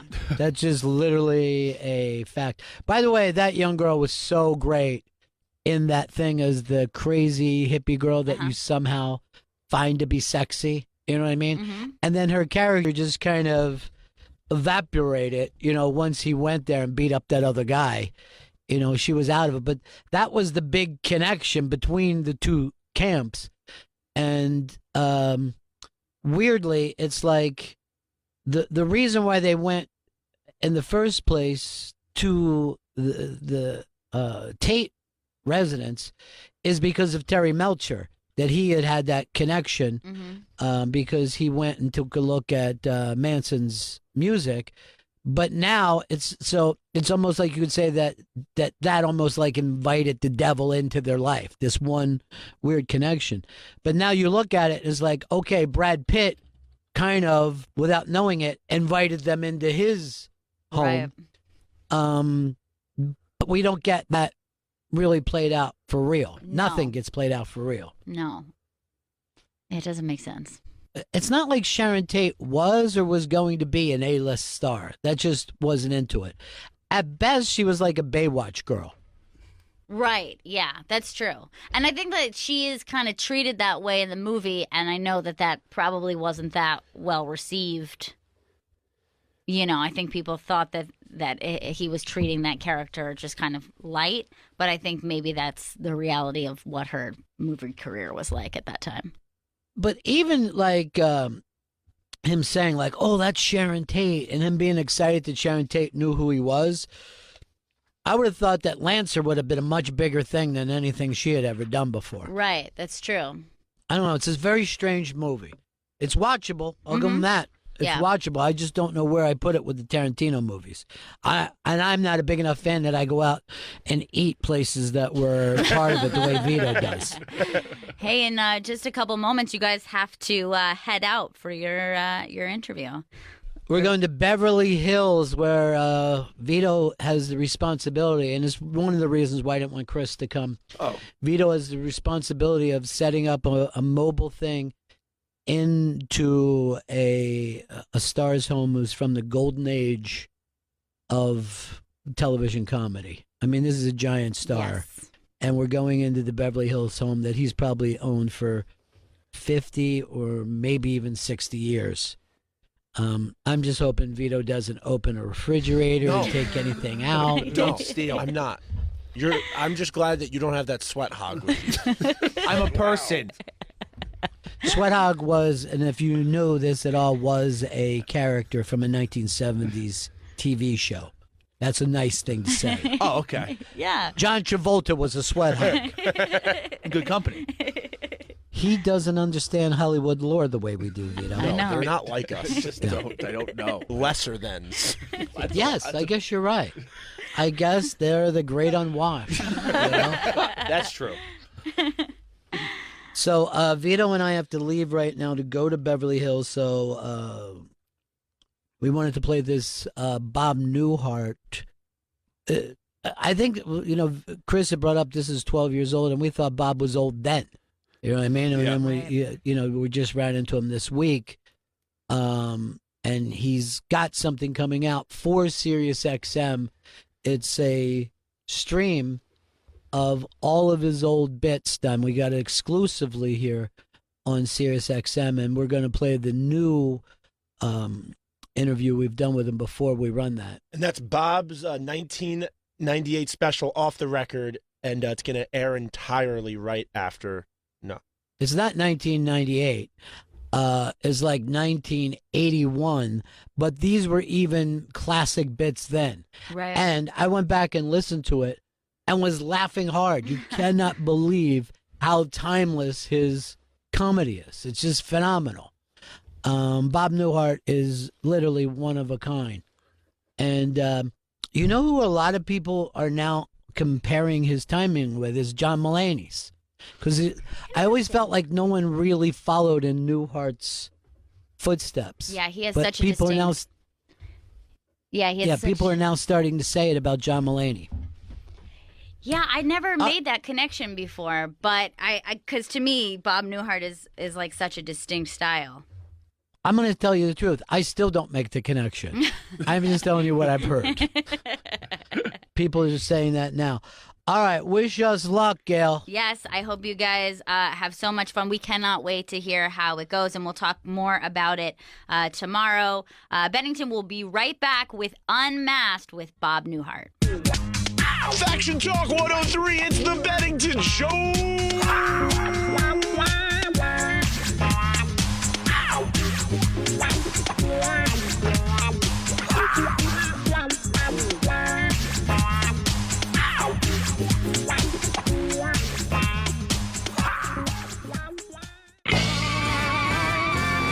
Faction Talk 103, it's the Bennington Show!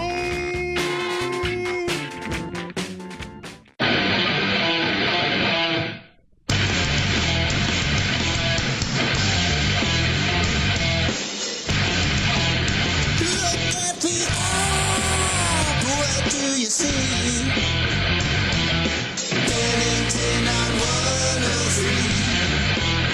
Check on demand. The shows are free. You can't be bailing around and be. It's Bennington on 103. Talking about movies and comedy. It's Bennington on 103. Bennington on 103. Bennington on 103.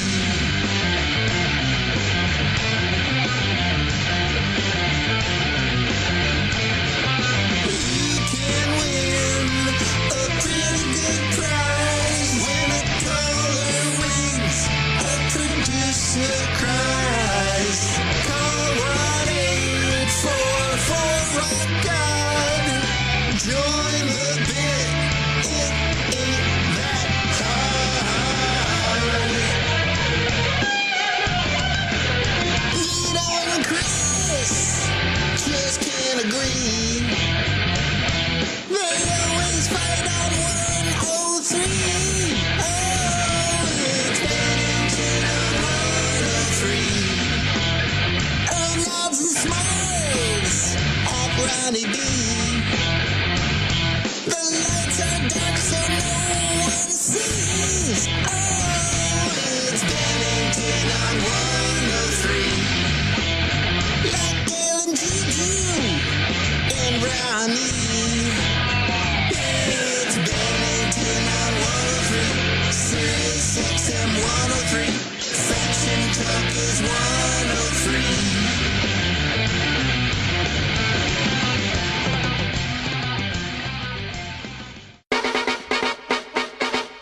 Bennington is back, and this is Faction Talk 103. It's the Bennington Show.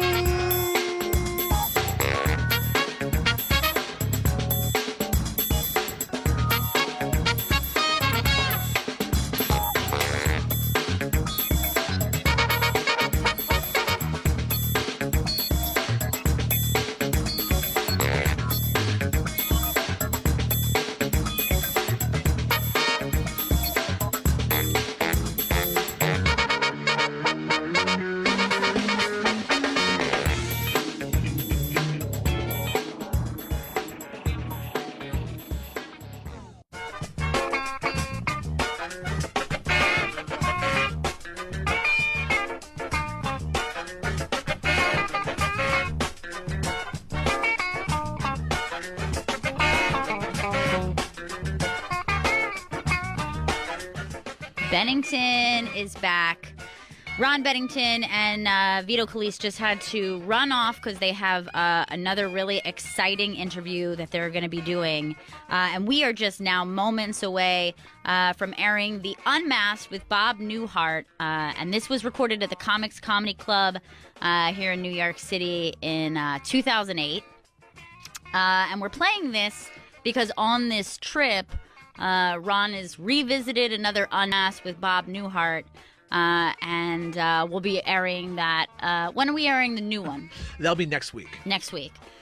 So yeah, we thought we would go back and have a listen to this great interview. And the thing I think is really cool about this is I remember at the time when this happened, you were there, right? Yes, Chris? this was actually the first Unmasked I ever actually saw. This was Yeah. in person. Oh, that's really cool. This is Yeah. a fun fact about Chris Stanley. It is a fun fact, This yeah. like begins your Unmasked career. It does, exactly, yeah. And I remember seeing this Unmasked and just being blown away. Just like Bob Newhart showing up and being like in the same room as Bob Newhart. I know. I mean, that's the thing about this is it's very cool that he has just done another interview with him, you know, more than a decade later, because I remember at the time feeling very lucky that he had that experience Yeah. because honestly, and I'm glad I'm able to say this without Ron here because he would be like, eh. But like, I can't think of anybody better to do this interview with because of how much he loves Bob Newhart and he just has like such a passion for him. I remember him telling me, and I'm sure he's talked about this on the show, is that he's kind of what he thinks is the beginning of modern stand-up comedy. He thinks Bob Newhart started this. That's really interesting because like I know that I learned about Bob Newhart just from his TV shows, like I think a lot of people. Yeah, when I was a kid, Newhart was always on. My dad was, you know, obviously a big fan of his, and so obviously that was my first experience with it. I think that the Bob Newhart show was in the 70s. Yeah, that and was then the Newhart 70s. was like late 80s, early 90s, I think maybe even. Yeah, the last season was in 1990. Okay, yeah. So I was just a little kid and remember like my dad laughing hysterically at that Yeah. show. And I know it's kind of silly to bring this up, but I think something happens when you're a kid and you see and you have a connection with a comedian like this, that he was the voice of the mouse on The Rescuers and The Rescuers Down Under. And I legitimately think that this is something that happens where, like, you know, you have such a connection or warm feelings about it. Like, I always think that was the case with Robin Williams in The Genie. Sure. Where I think kids just, like, kind of had to love him forever because you have that, like, association. So even for me, like, I hear his voice and, like, my heart is just like, aw. I can't help it. It's because like it's imprinted on you. I know. It's true. really weird. But yeah, I mean, he honestly is such a legend. And the really cool thing about this trip, and I think that we haven't talked about it much because each day after the show, Ron has been doing another Unmasked each day. Yeah, just giant interviews. And just massive interviews with guys who are kind of like living legends of comedy. And I definitely want to get into this tomorrow with Ron because, you know, I said we gotta talk about this, but he was like, let's get these all in the can first. But the amount of people he has met this week and sat down, and he's about to do his last one right now, has just been so phenomenal. Yeah, and I'm jealous because I wasn't able to make it. I know. I knew that you were going to feel this way. It seems like Vito's doing such a great job. He is doing a great job. You think he's- you would be happy? No, I'm not. Because, you know, I'm a small man, Yeah. Gail, and I want things other people have. Well, look, think about it this way. You were there for the first Bob Newhart Unmasked. I was. And now you've passed the torch. And Vito was here for the one that he just did this week, which, I remember this one from comics, and it's fantastic. And the new one is great, too. So I'm really excited that everybody gets a chance to kind of listen to them one after the other because, yeah, I mean, he's still so sharp and so damn funny, but he has fantastic stories. Yeah, and he has so much energy because he just turned 90. Bob Newhart. Yeah. And I think it's in this year is 60 years since his first album, like the Button Down Mind of Bob Newhart. 60 years. Yeah. It's really tremendous that we get a chance to, you know, have Ron sit down and do this. But I also just think it's really cool that it's like a revisited interview. Yeah. So it's definitely worth listening to this one. And I remember Ron telling me about his experience doing this interview that we're about to play now, which is the Unmasked with Bob Newhart, and that was at the Comics Comedy Club in New York City, which is no longer here. But I remember him telling me that it was so exciting for him to be sitting next to Bob Newhart and have him tell stories and be funny in his cadence, his very like signature cadence, which really has a lot of these like really long drawn out pauses, and his timing is like there's no one else like it. But he said that he told me that he remembers the feeling of sitting next to him and kind of getting to sit in that silence and then get ready for the wave of laughter to come as he kind of like drops the hammer with the next joke. And I thought that was such a cool experience for him too, because, you know, he truly is such a fan, and he knows so much about him. So to have that experience of sitting kind of like next to him and just being like, so this is what it's like. Basking in Bob Newhart. This feels good. Yeah. Kind of how you're basking in Vito's accomplishments. Yeah, I'm not right now. basking in anything, Gail. I am jealous and angry. Well, I think that you should come from a place of, look, you're the executive producer of the show, I right? am.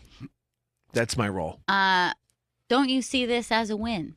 You've trained the young sage, and now he's gone on and he's produced a ridiculous week. I mean, he's Gail, been doing a bang-up job. I'm happy for Ron, but I'm not happy that I just look like the old used-up slut in the corner, ready to be thrown out into the street. Well, you know, one of the things, too, is the interview that they're on the way to do right now. Yeah.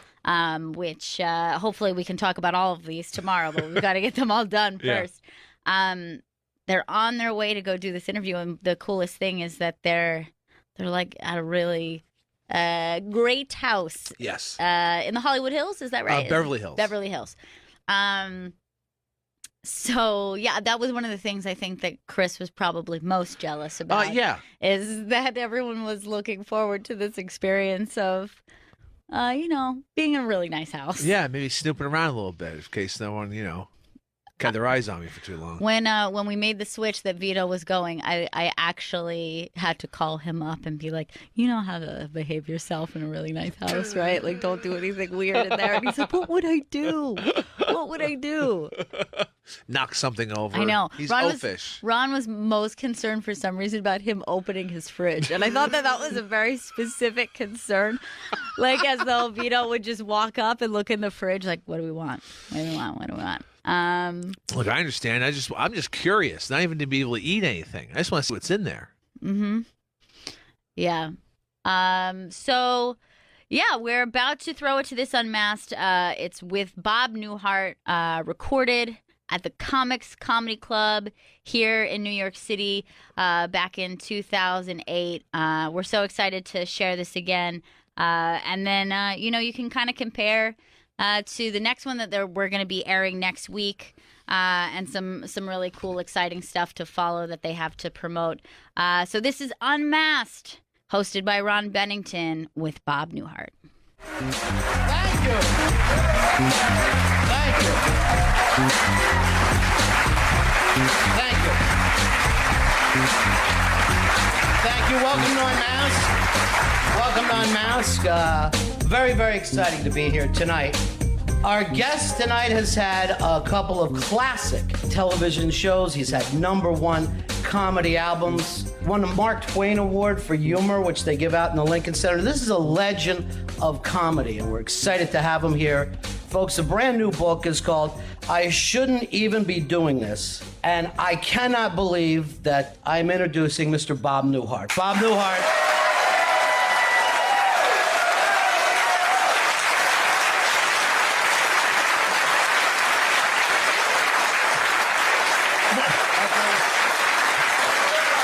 There he is.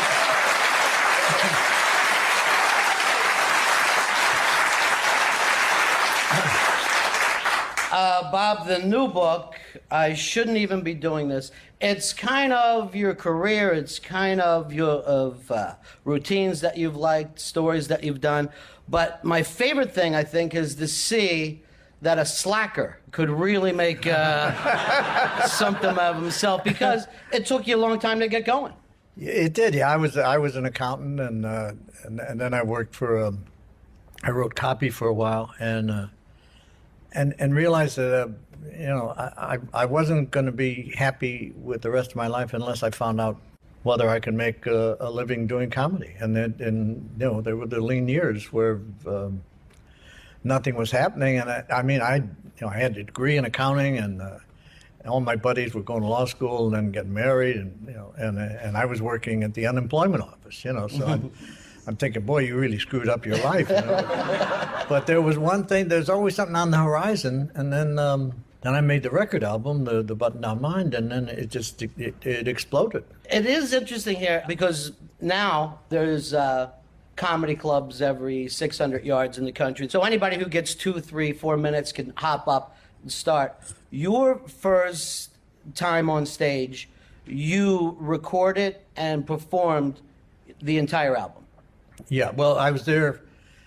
It was at the Tidelands in Houston, Texas, in February of 1960, and I had been there for 2 weeks, kind of honing the material, and then at the end of the 2 weeks, we recorded the album. And the first night we recorded Friday night, and then 2 shows on Saturday.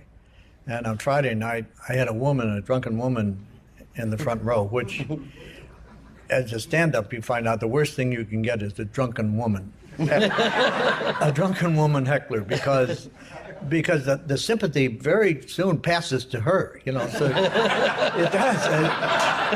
So you can do 1 or 2 shots, and then you got to get off it, because hey, what,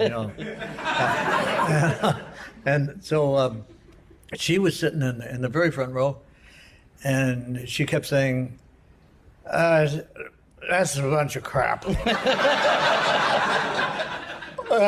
That's a bunch of crap. During my whole act.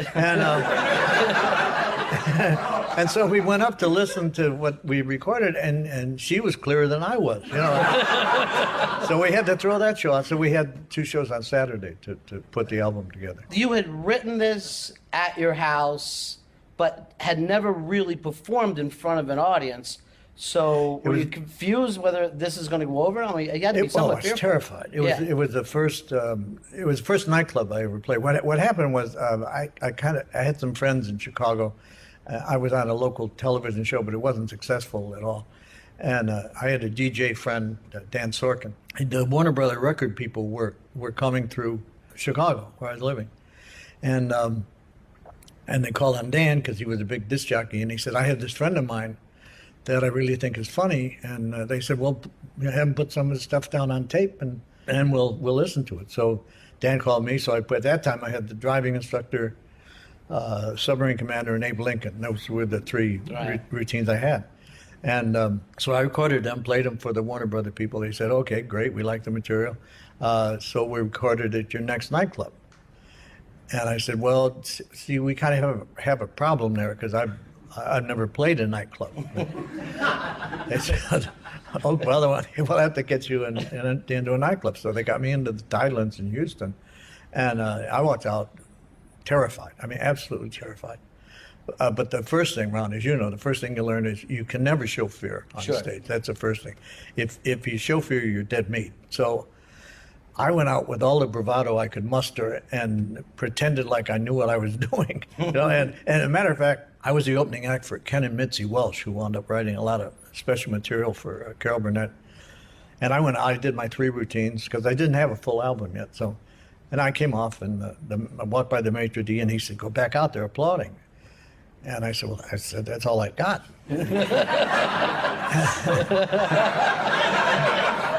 And he said, well, go back out. So I went back out, you know, ignorance is bliss. And I said, which one would you like to hear again?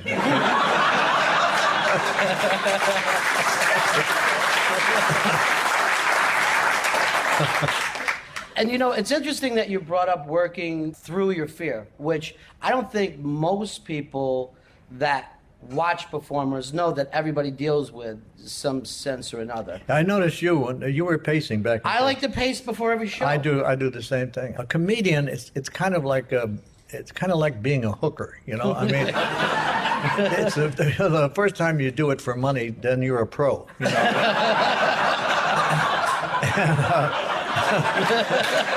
And so I did it. You know, I got paid for doing a comedy in 1957. So it's been like 50 years. And to this day, I still do probably 20 stand-up dates a year. And about 5 o'clock, I start pacing, wonder what they're going to be like. Is this going to work? Maybe I'll throw that in because that would be good for this area. And you know, if I walked out on a stage and if I wasn't nervous, I'd be nervous because it's like a friend. He's always there, Mr. Fear. He's always there, you know. Yeah, and you just try to turn that into energy in some way. Yeah. But you know what's always funny is any gig that you get in the future, sure, I'll do it. And then the closer and closer you get to it, you're like, what the hell am I doing? Talking with Bob Newhart? No, I thought that was because I'm thinking back there, you know, no one's going to leave there saying Bob was terrible. I've been doing this for 50 years. What went wrong tonight? Oh, the other guy. I played a club in Windsor, Ontario, Canada, and the record hadn't come out yet. I went out, I died every night, 2 shows a night, 7 days a week, and not a snicker. I mean, they're Canadian, so they were very respectful. They never looked up, you know.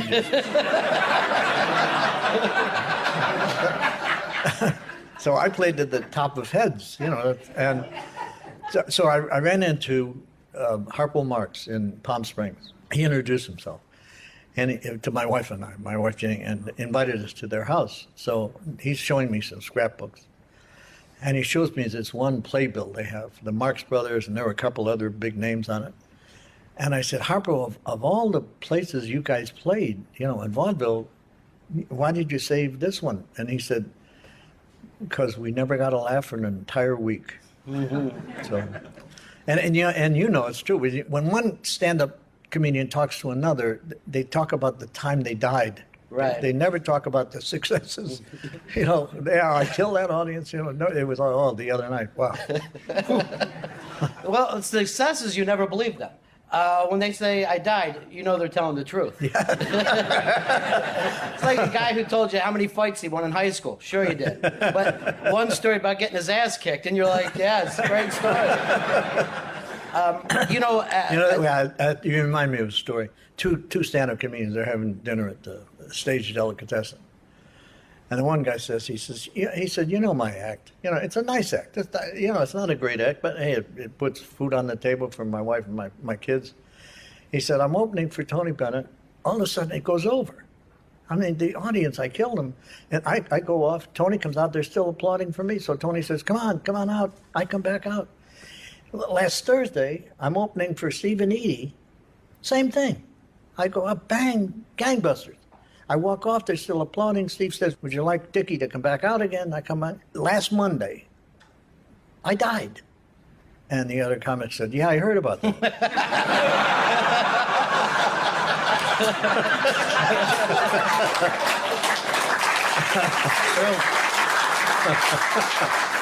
Yeah, comics will always tell you, oh, it's such a sad story. I don't know whether you heard this. And they'll tell you how their friend died. And it's like, okay, thanks, sir. Really being there for me. So you're like 29, 30 years old. You still haven't found your place yet. The family start to think you're not going to make it. They didn't know what I was doing. They had no idea. I had these part-time jobs. I was, behind the counter at Goldblatt's and a department store in Chicago and the unemployment office. But I had to find out. I just couldn't. I couldn't spend the rest. I think it came from Ted Mack Amateur Hour. I saw this kid out there and he was dancing or singing, whatever, and you could tell he was uncomfortable and he didn't want to be there, and you could almost see the parent, in the wings, pushing him out. And I just decided I wasn't going to spend the rest of my life like living through my kids. I was going to find out, and if I fell on my face, then at least I could spend the rest of my life saying, hey, I tried that and it didn't work, So you get to this point, you put out the album. I guess you weren't expecting much from it. Oh, no. And it becomes the #1 album in the country at the time. Not the #1 comedy album. I think it was the first comedy album ever to go to #1. Yeah, I think so. The follow-up album goes to #2, while the first album is #1. He's now got the #1 album and the #2 album in the country. This never happened again until Guns N' Roses. Yeah. With Use Your Illusions 1 and 2. Axl Rose was finally. And I said, you hate. First of all, I didn't know I had the record. I didn't know that that was any accomplishment until I lost it. And then, but I said, well, it's terrible to have a record and not know you have it and then lose it. And the only way you found out you had it was by somebody telling you just lost it. I sound like Jackie Mason, don't I? So I lost the first album, but the second album, who needs a second album? The first album still. So, but anyway, the saving grace was it went to a friend. It went to Alex.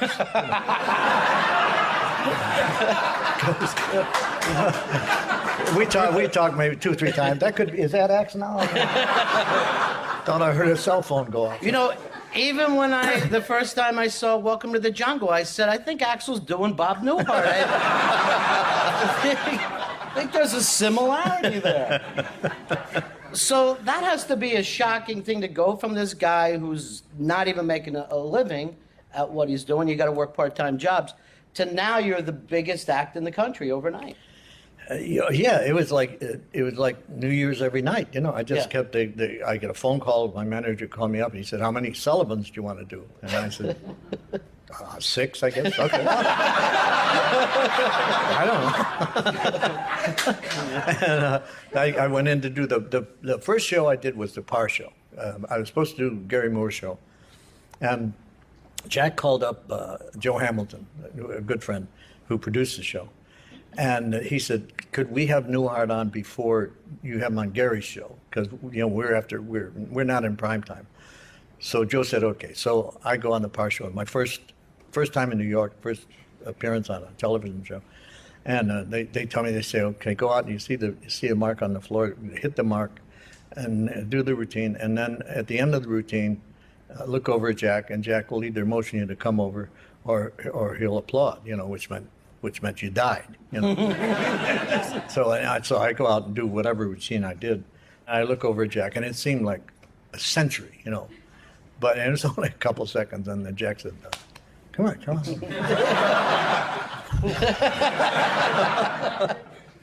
What's to stop you from walking over anyway? Thanks, Jack. Woo! I didn't think that quickly. That's why. So now everything is taken up for you. And in the book, I shouldn't even be doing this. You mention a private party at a lawyer's that you got and some of the people that were there. Yeah, I was appearing at the Crescendo in Los Angeles, and I was headlining for the first 3 weeks, and then the second 3 weeks, I was opening for Errol Garner, and I was getting $1,500 a week. That's what I was getting. So I get a call, could I come out a day earlier? They had this private party for this entertainment lawyer named Greg Boutzer in Los Angeles for $1,500, which is what I was getting for the whole week at the Crescendo. So yeah, of course. So I go out, and it's in his living room. I was sitting like this, and I guess I was doing the driving instructor. And I look over, and there's George Burns. I go, oh my God. And I look there's Jack Benny. Oh. There's Danny Kaye standing up. And I go, I'm timing this all wrong, and Jack knows it, and So it was. You just kind of swept along with the Sure. with the tide. You just the phone rang, and you said sure. Yeah. But at any time, did you think this is happening too fast? How do I slow this down? Or did you not even expect it to last? No, I didn't expect it to last. I thought, I figured I might have 4 or 5 years, and then, but I'd always had that memory of Jack Benning and George Right, Burns, sure. and so but it lasted. Yes, it has. Yes, it has lasted. The early albums, so phenomenal still hold up. They still seem like they could have been written today. And the thing that's great about them is that they're so subversive that you really are taking on, major corporations and advertising and lawyers. And a lot of the stuff that Lenny Bruce was, yelling, "This is bullshit," you actually showed how it was bullshit. And Well, it's phenomenal. You It's picked great up, stuff. yeah, you picked up on that. Yeah.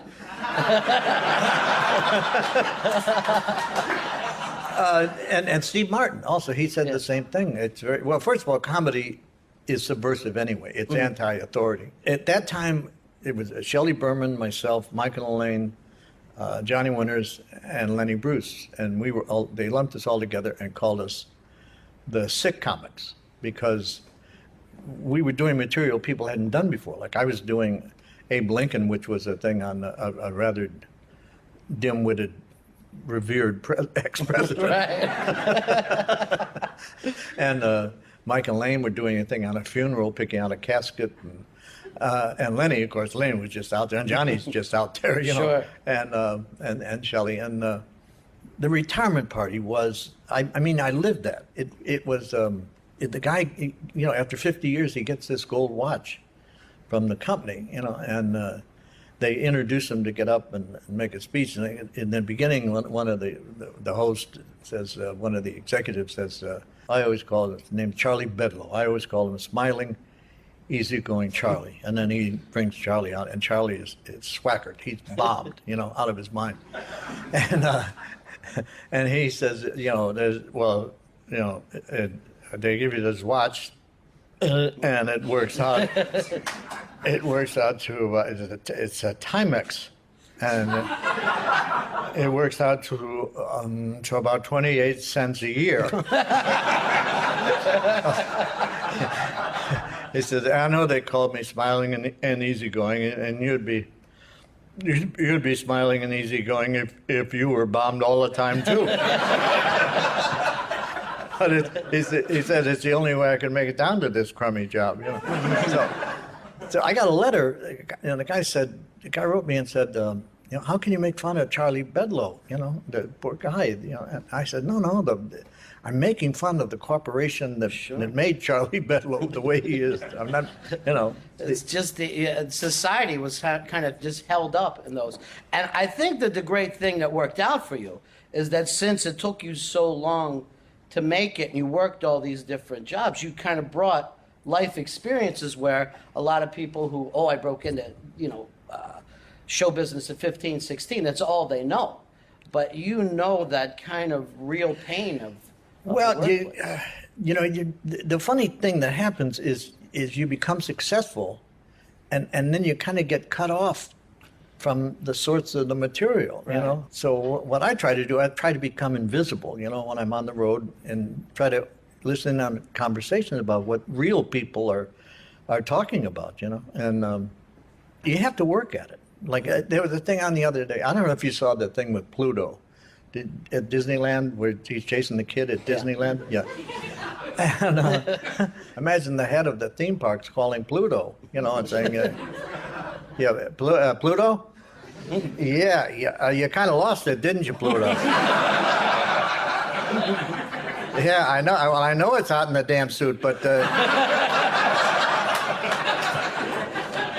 I mean, don't tell me I was grumpy for 12 years.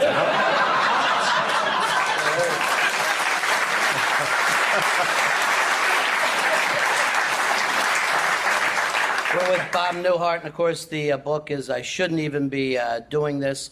You brought up That's from a joke, by the way. Do you know the joke?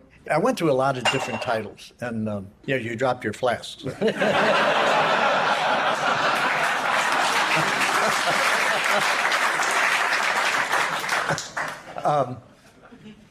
Anyway, I was saying about what the hell? The joke. This is where the title came from. I was kind of coming. I'm with you, Bob. I'm not going to let you go here. I'm going to stay with you the whole time. Well, you will have seen it. Yeah, he went right into it. That's the last time he made any sense.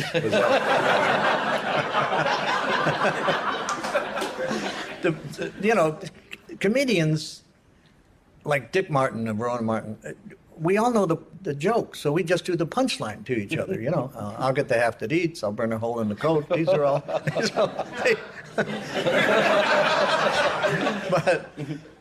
So this is from a guy, an employee, and the boss's wife are having this torrid love affair, and they're in the throes of passion, and she yells out, "Kiss me, kiss me." And he says, I shouldn't even be doing this.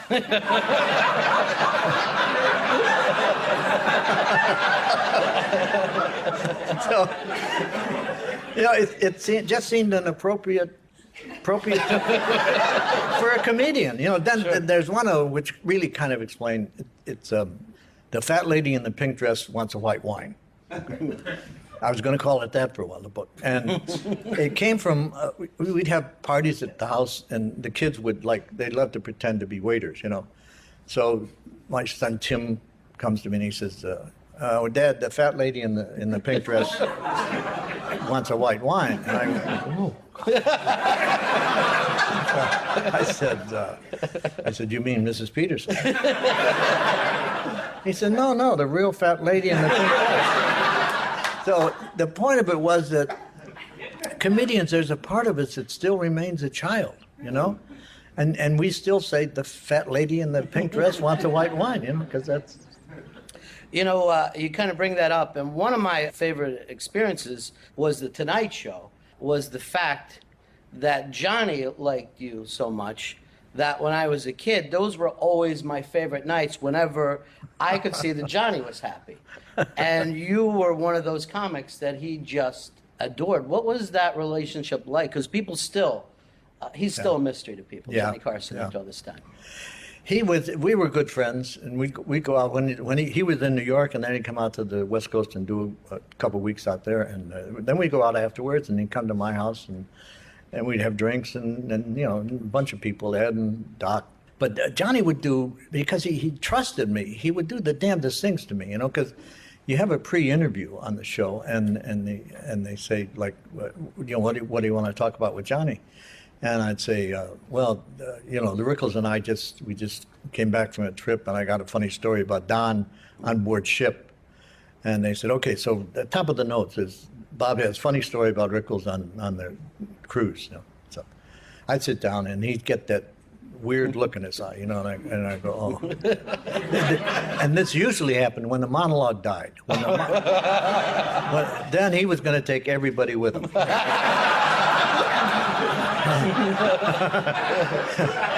You go down with the ship, with Johnny. So anyway, the monologue died, so I kind of knew I was in trouble. So I sit down, and he says, do you ever go skeet shooting?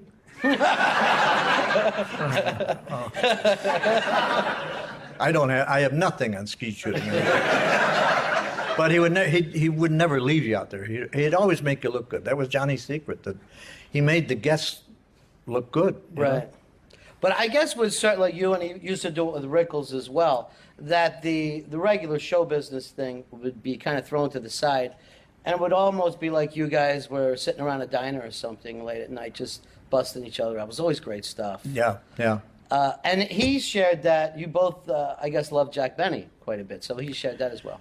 I have a favorite Jack Benny story in the book. Jack was the bravest comedian I have ever seen work. He wasn't afraid of silence. Yeah, He was going to take as long as it took to tell the story. And that's when you got him, too, when you're that strong, when you're like, yes, leave this quiet for a while, and then bam. I used to do, they're like signposts, where you kind of judge the audience by the reaction. I used to do a thing on victimless crimes. I said, the police are spread so thin. And there are certain victimless crimes, I said, gambling. I don't think gambling's a crime. Yeah, if you're addicted, it's a crime. Somebody could make an argument prostitution isn't really a crime, I said, all the guys in the audience, we've all done this. We're home alone. The wife's out, the kids are gone. You slip into one of the wife's dresses. You're not hurting anybody. We've all done it,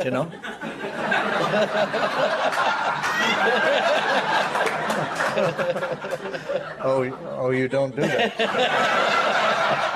And that always tipped me off as to how soon the reaction came. It was immediate here, by the way. That's kind of, you knew what kind of audience you had. There's a Brooklyn audience, so cross-dressing and big guys, it's okay.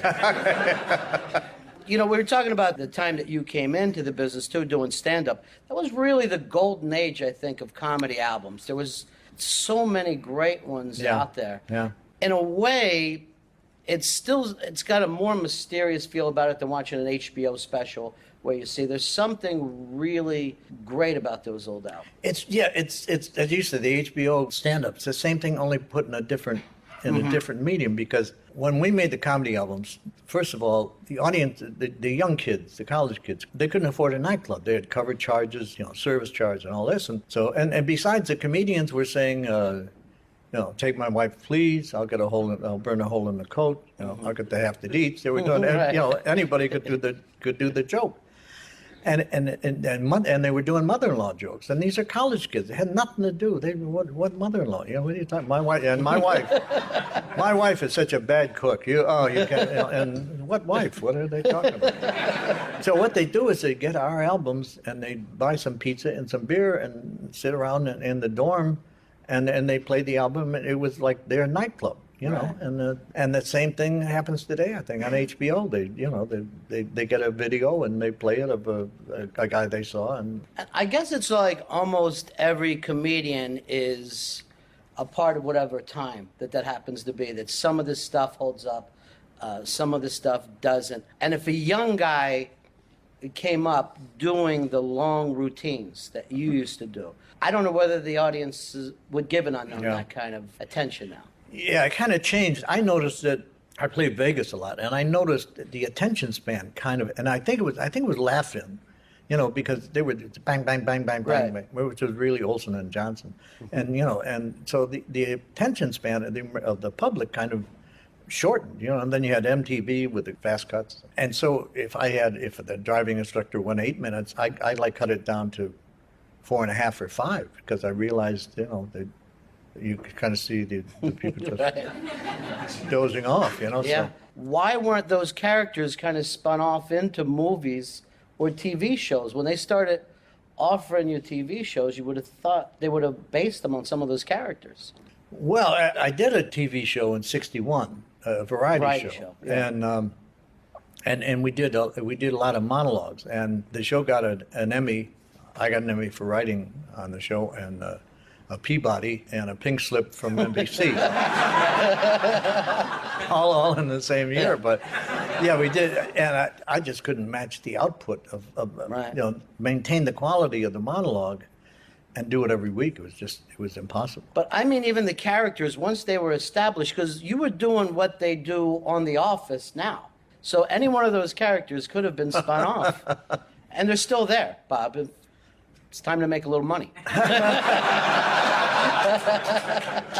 Well, I'm glad it holds up. I It mean, does. I really am. That's the greatest compliment. Are you still turned on when you see comedy, young comedians, people you got your eye on? Or Yeah, I watch the young guys just to see what they're talking about. To see because that's what you do. You adapt yourself to changing times. If you don't, you're just kind of left in the dust. I'm not stealing their material, but I'm finding out areas that they're talking about, and then in my own way saying, yeah, okay, I could do it this way. Yeah.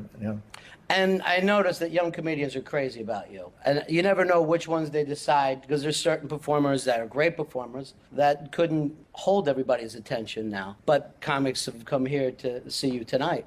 And a lot of the stuff that's in this book really could be lessons for a lot of people coming up in it. Because it seemed like you never let it get to your head too much, whether you were successful or going through rough times. Well, I had a wife who never let it get to my head. She was always the leveler. I tell the story about in L.A. on Tuesday, we have to take out the recycled and unrecycled garbage and put it out in front of the house. And so, like late in the afternoon, my wife Jenny will say, they're coming for the garbage tomorrow. We could take the unrecycled out and put it out, outside. And I would say to her, do you think Joanne Woodward would ask Paul Newman to put out the unrecycled? And she said, if you were Paul Newman, I wouldn't ask you to take it.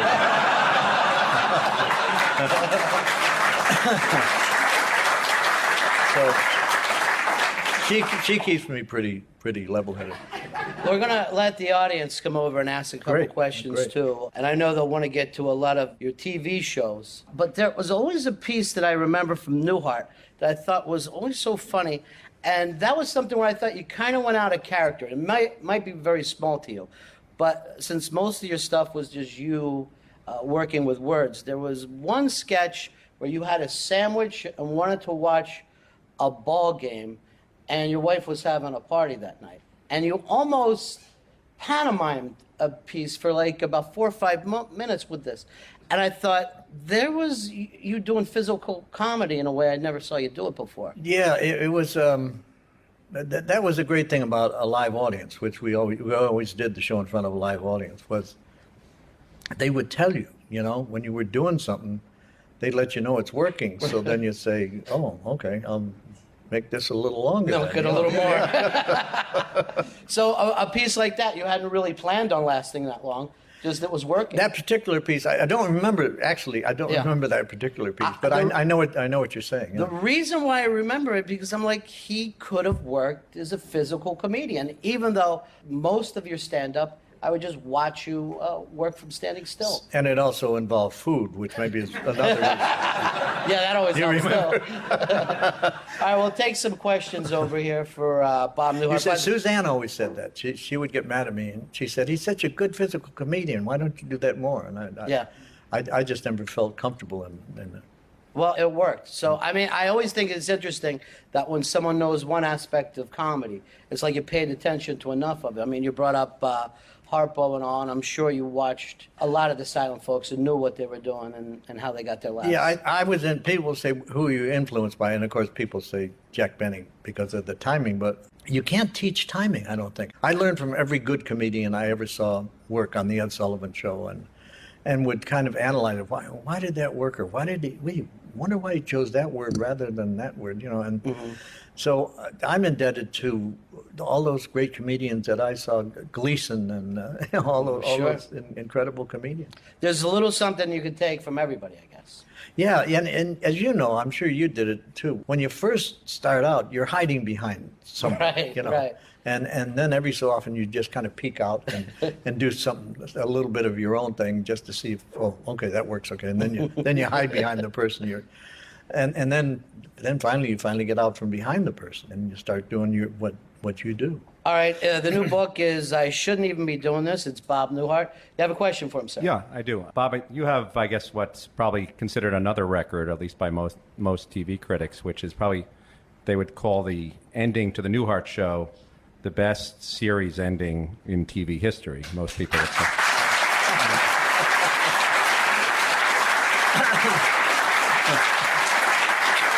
I wonder if you could talk a little bit about that, because it was great.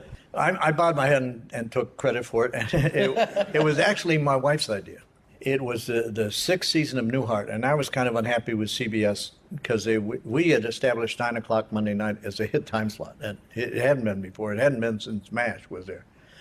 But then in the sixth year, they started moving us to 8:30, and they put Murphy Brown in at 9, and then they moved it to 9:30, and it was kind of like, try to find Bob this week, And so we're at Christmas time. We're at a party, and I said, I think this is going to be the last year of Newhart, because I'm really unhappy with CBS.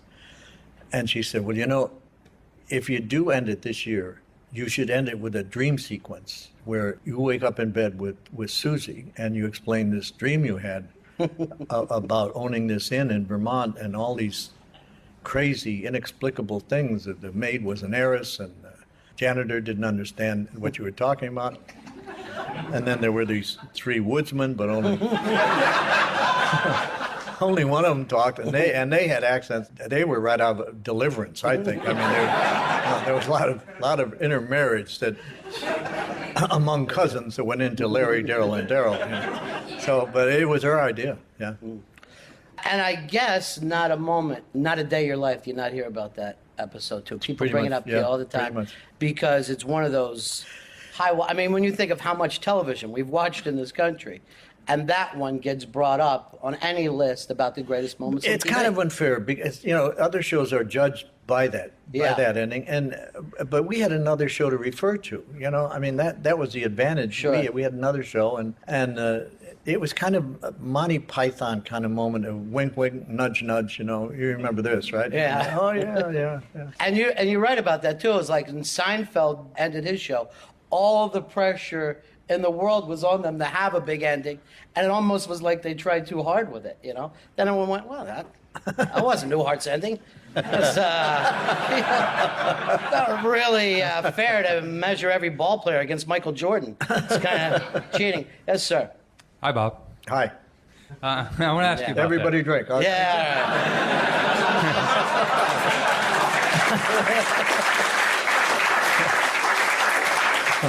that was my favorite game in college. All the friends used to get by and play that. Anytime you said hi, Bob, someone said hi, Bob on the show, we would drink. Have you ever played that game, and when did you become aware of it?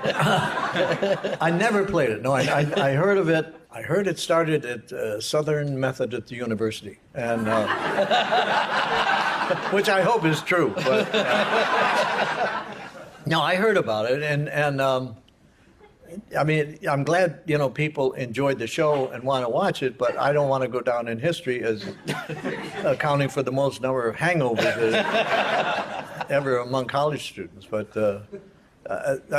people had to like the show to watch it that much. Yeah. Bob Newhart sitting in with us on Unmasked.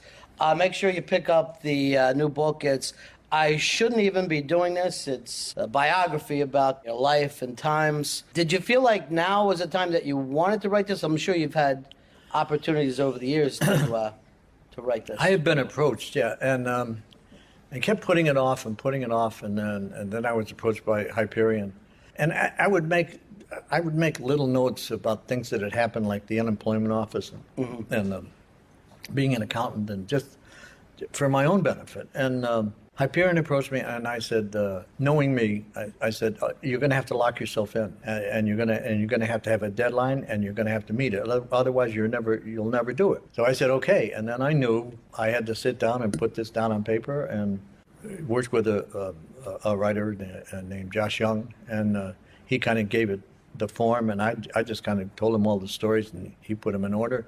But I knew I had to have that deadline. That Josh is coming in town. You got to spend 3-4 hours with him, and Right. you better find something to talk about. When you would write your routines, like King Kong, or whatever, would that be by spoken word, or would you write it down? The good ones, they came full blown. Like Abe Lincoln. Abe Lincoln just wrote itself. It was a question of how long I wanted to make it. Because boom, it was there. That's always the strangest thing to me about creativity. And you'll hear it with songwriters, comedians, that the really best stuff is just there, almost finished. And it makes you nervous because you're saying, is this something new, or did I hear this somewhere? Yeah. This is coming too easy. Yeah. It makes you very nervous. Yeah, but usually I would have the germ of an idea, like Pluto, the Right. thing, and I'd do a little bit of it and see if it worked, and then I build in escape hatches, along the way. Get out of it. So if it wasn't working, I'd be out. And then it kept getting longer and longer and longer, and then before I knew it, I had a routine. And I don't know if the audience realizes, is another thing that you explained there, is the way the comedian works when we talk about, okay, you hide fear. But at the same time, while they're laughing, there's a second voice almost behind you going, I can take this further, it's time to get out of it. Yeah. There's an amazing amount of thinking that goes on during your quiet moments on stage. I was playing a city, and I used this word, denigrate, and there was silence, and I thought, oh, they don't know what denigrate means. So as I'm doing the rest of my act, I'm like fast forwarding in my head to see if there are any other big words that I'm using. And I gotta find other words to put in. That's great. Yes. The relationship between you and Susan Plachette was just fantastic. There was nobody better. How was she chosen? What made you decide on her? Actually, we were casting the part of the wife, and we hadn't found anybody. And my manager at that time, Martha Price, who had founded MTM along with Mary Tyler Moore and Grant Tinker, her husband, he was watching The Tonight Show, and Susie was on it. And I think Susie and I were both. Susie remembers that we were both on it at the same time. I think she was just on it. And he called me up the next day and he said, I found your wife, And of course I said, I didn't know she was missing.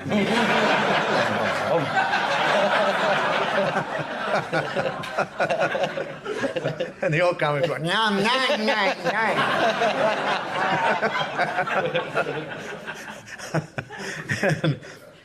And he said, I think she would be the perfect wife. I think the chemistry between the two of you would be great, and she's her own woman, and I said, great. I said, do you think we can get her? Does she want to do television? Turns out she was doing movies, and she wanted to get off the road, and she wanted to have a family, and she said she'd love to do it. So, and when I did Newhart, I told Mary Fran, I said, Mary, you got one of the toughest jobs in the world, because you're going to be compared to Suzanne Plachette, and that chemistry is really very difficult to find. I mean, you find it in a bottle, How did Mary Fran feel about that last episode of the Bob Newhart show, where suddenly she's not in the bed, the other wife is? She wasn't really happy about it,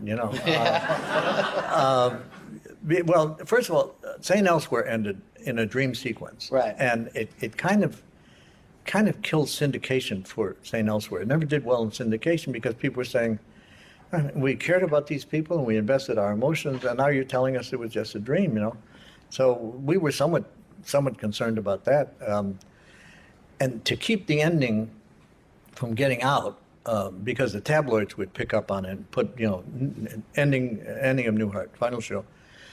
we put in the script a scene. I get hit in the head with a golf ball and go up to heaven, which is a fiction I love to encourage. And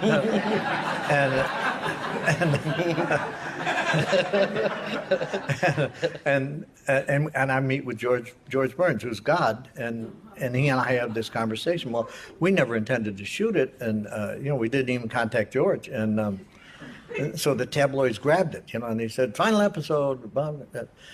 So now it never existed in script form. The scene with Susie and I in bed. I told the cast that morning. Dick Martin knew, he was the director, and of course the writers knew because I gave them the idea and they fleshed it out and did a brilliant job of fleshing it out. And we never told the crew. And we did final rehearsal and they went off to dinner, and they came back and we said, "Oh, we've added a scene." So we haven't had time. We don't have time to block it, but camera A, you're here. Camera B, you're here. C, you shoot Bob, and you shoot Suzanne, and they have what they call floaters in television, which hides the next scene, so the people aren't distracted. They're concentrating on it. So we pulled the floater away, and there was the bedroom from the Bob Newhart show, and the people began to applaud. They began to applaud the set. They hadn't. Wow. They hadn't seen Susie or I yet, but they knew, and yay, and they started screaming, and then Susie and we did the scene, and as you say, it's. And you were able to keep that secret. Now today with the internet, I'm sure it would have gotten out there. Well, yeah, it's amazing it didn't get out because. We filmed it 6 weeks before it aired, and we sent it to the local stations, and asked them not to reveal the ending. And I think all of them, kept it quiet. It's amazing. Is that Jimmy? Hi, Bob. Jimmy Norton, famous comedian, here meeting Bob.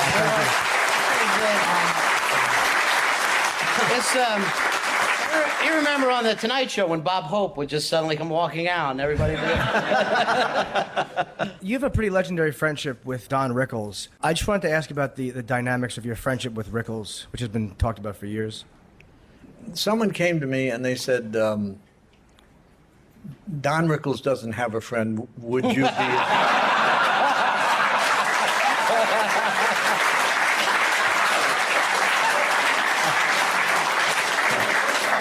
And so I said, well, show me a picture of him. And they said, and I said, yeah, he needs a friend. No,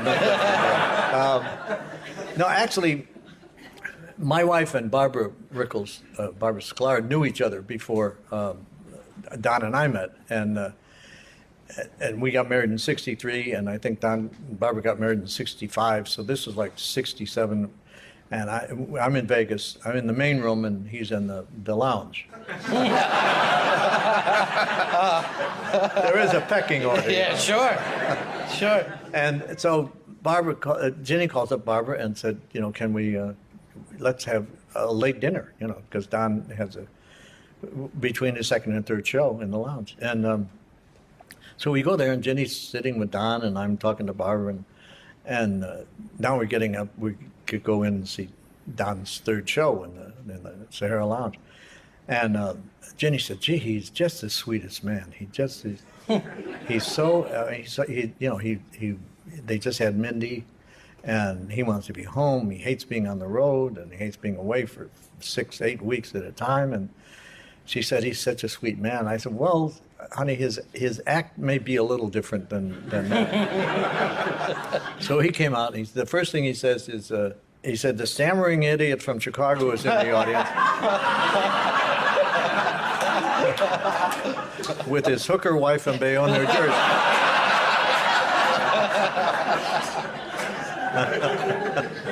Now, he has a book out at the same time. Yeah, right? He's got a book out. Yeah. You guys a little competitive about that with each other, or? No. He has a thinner book out.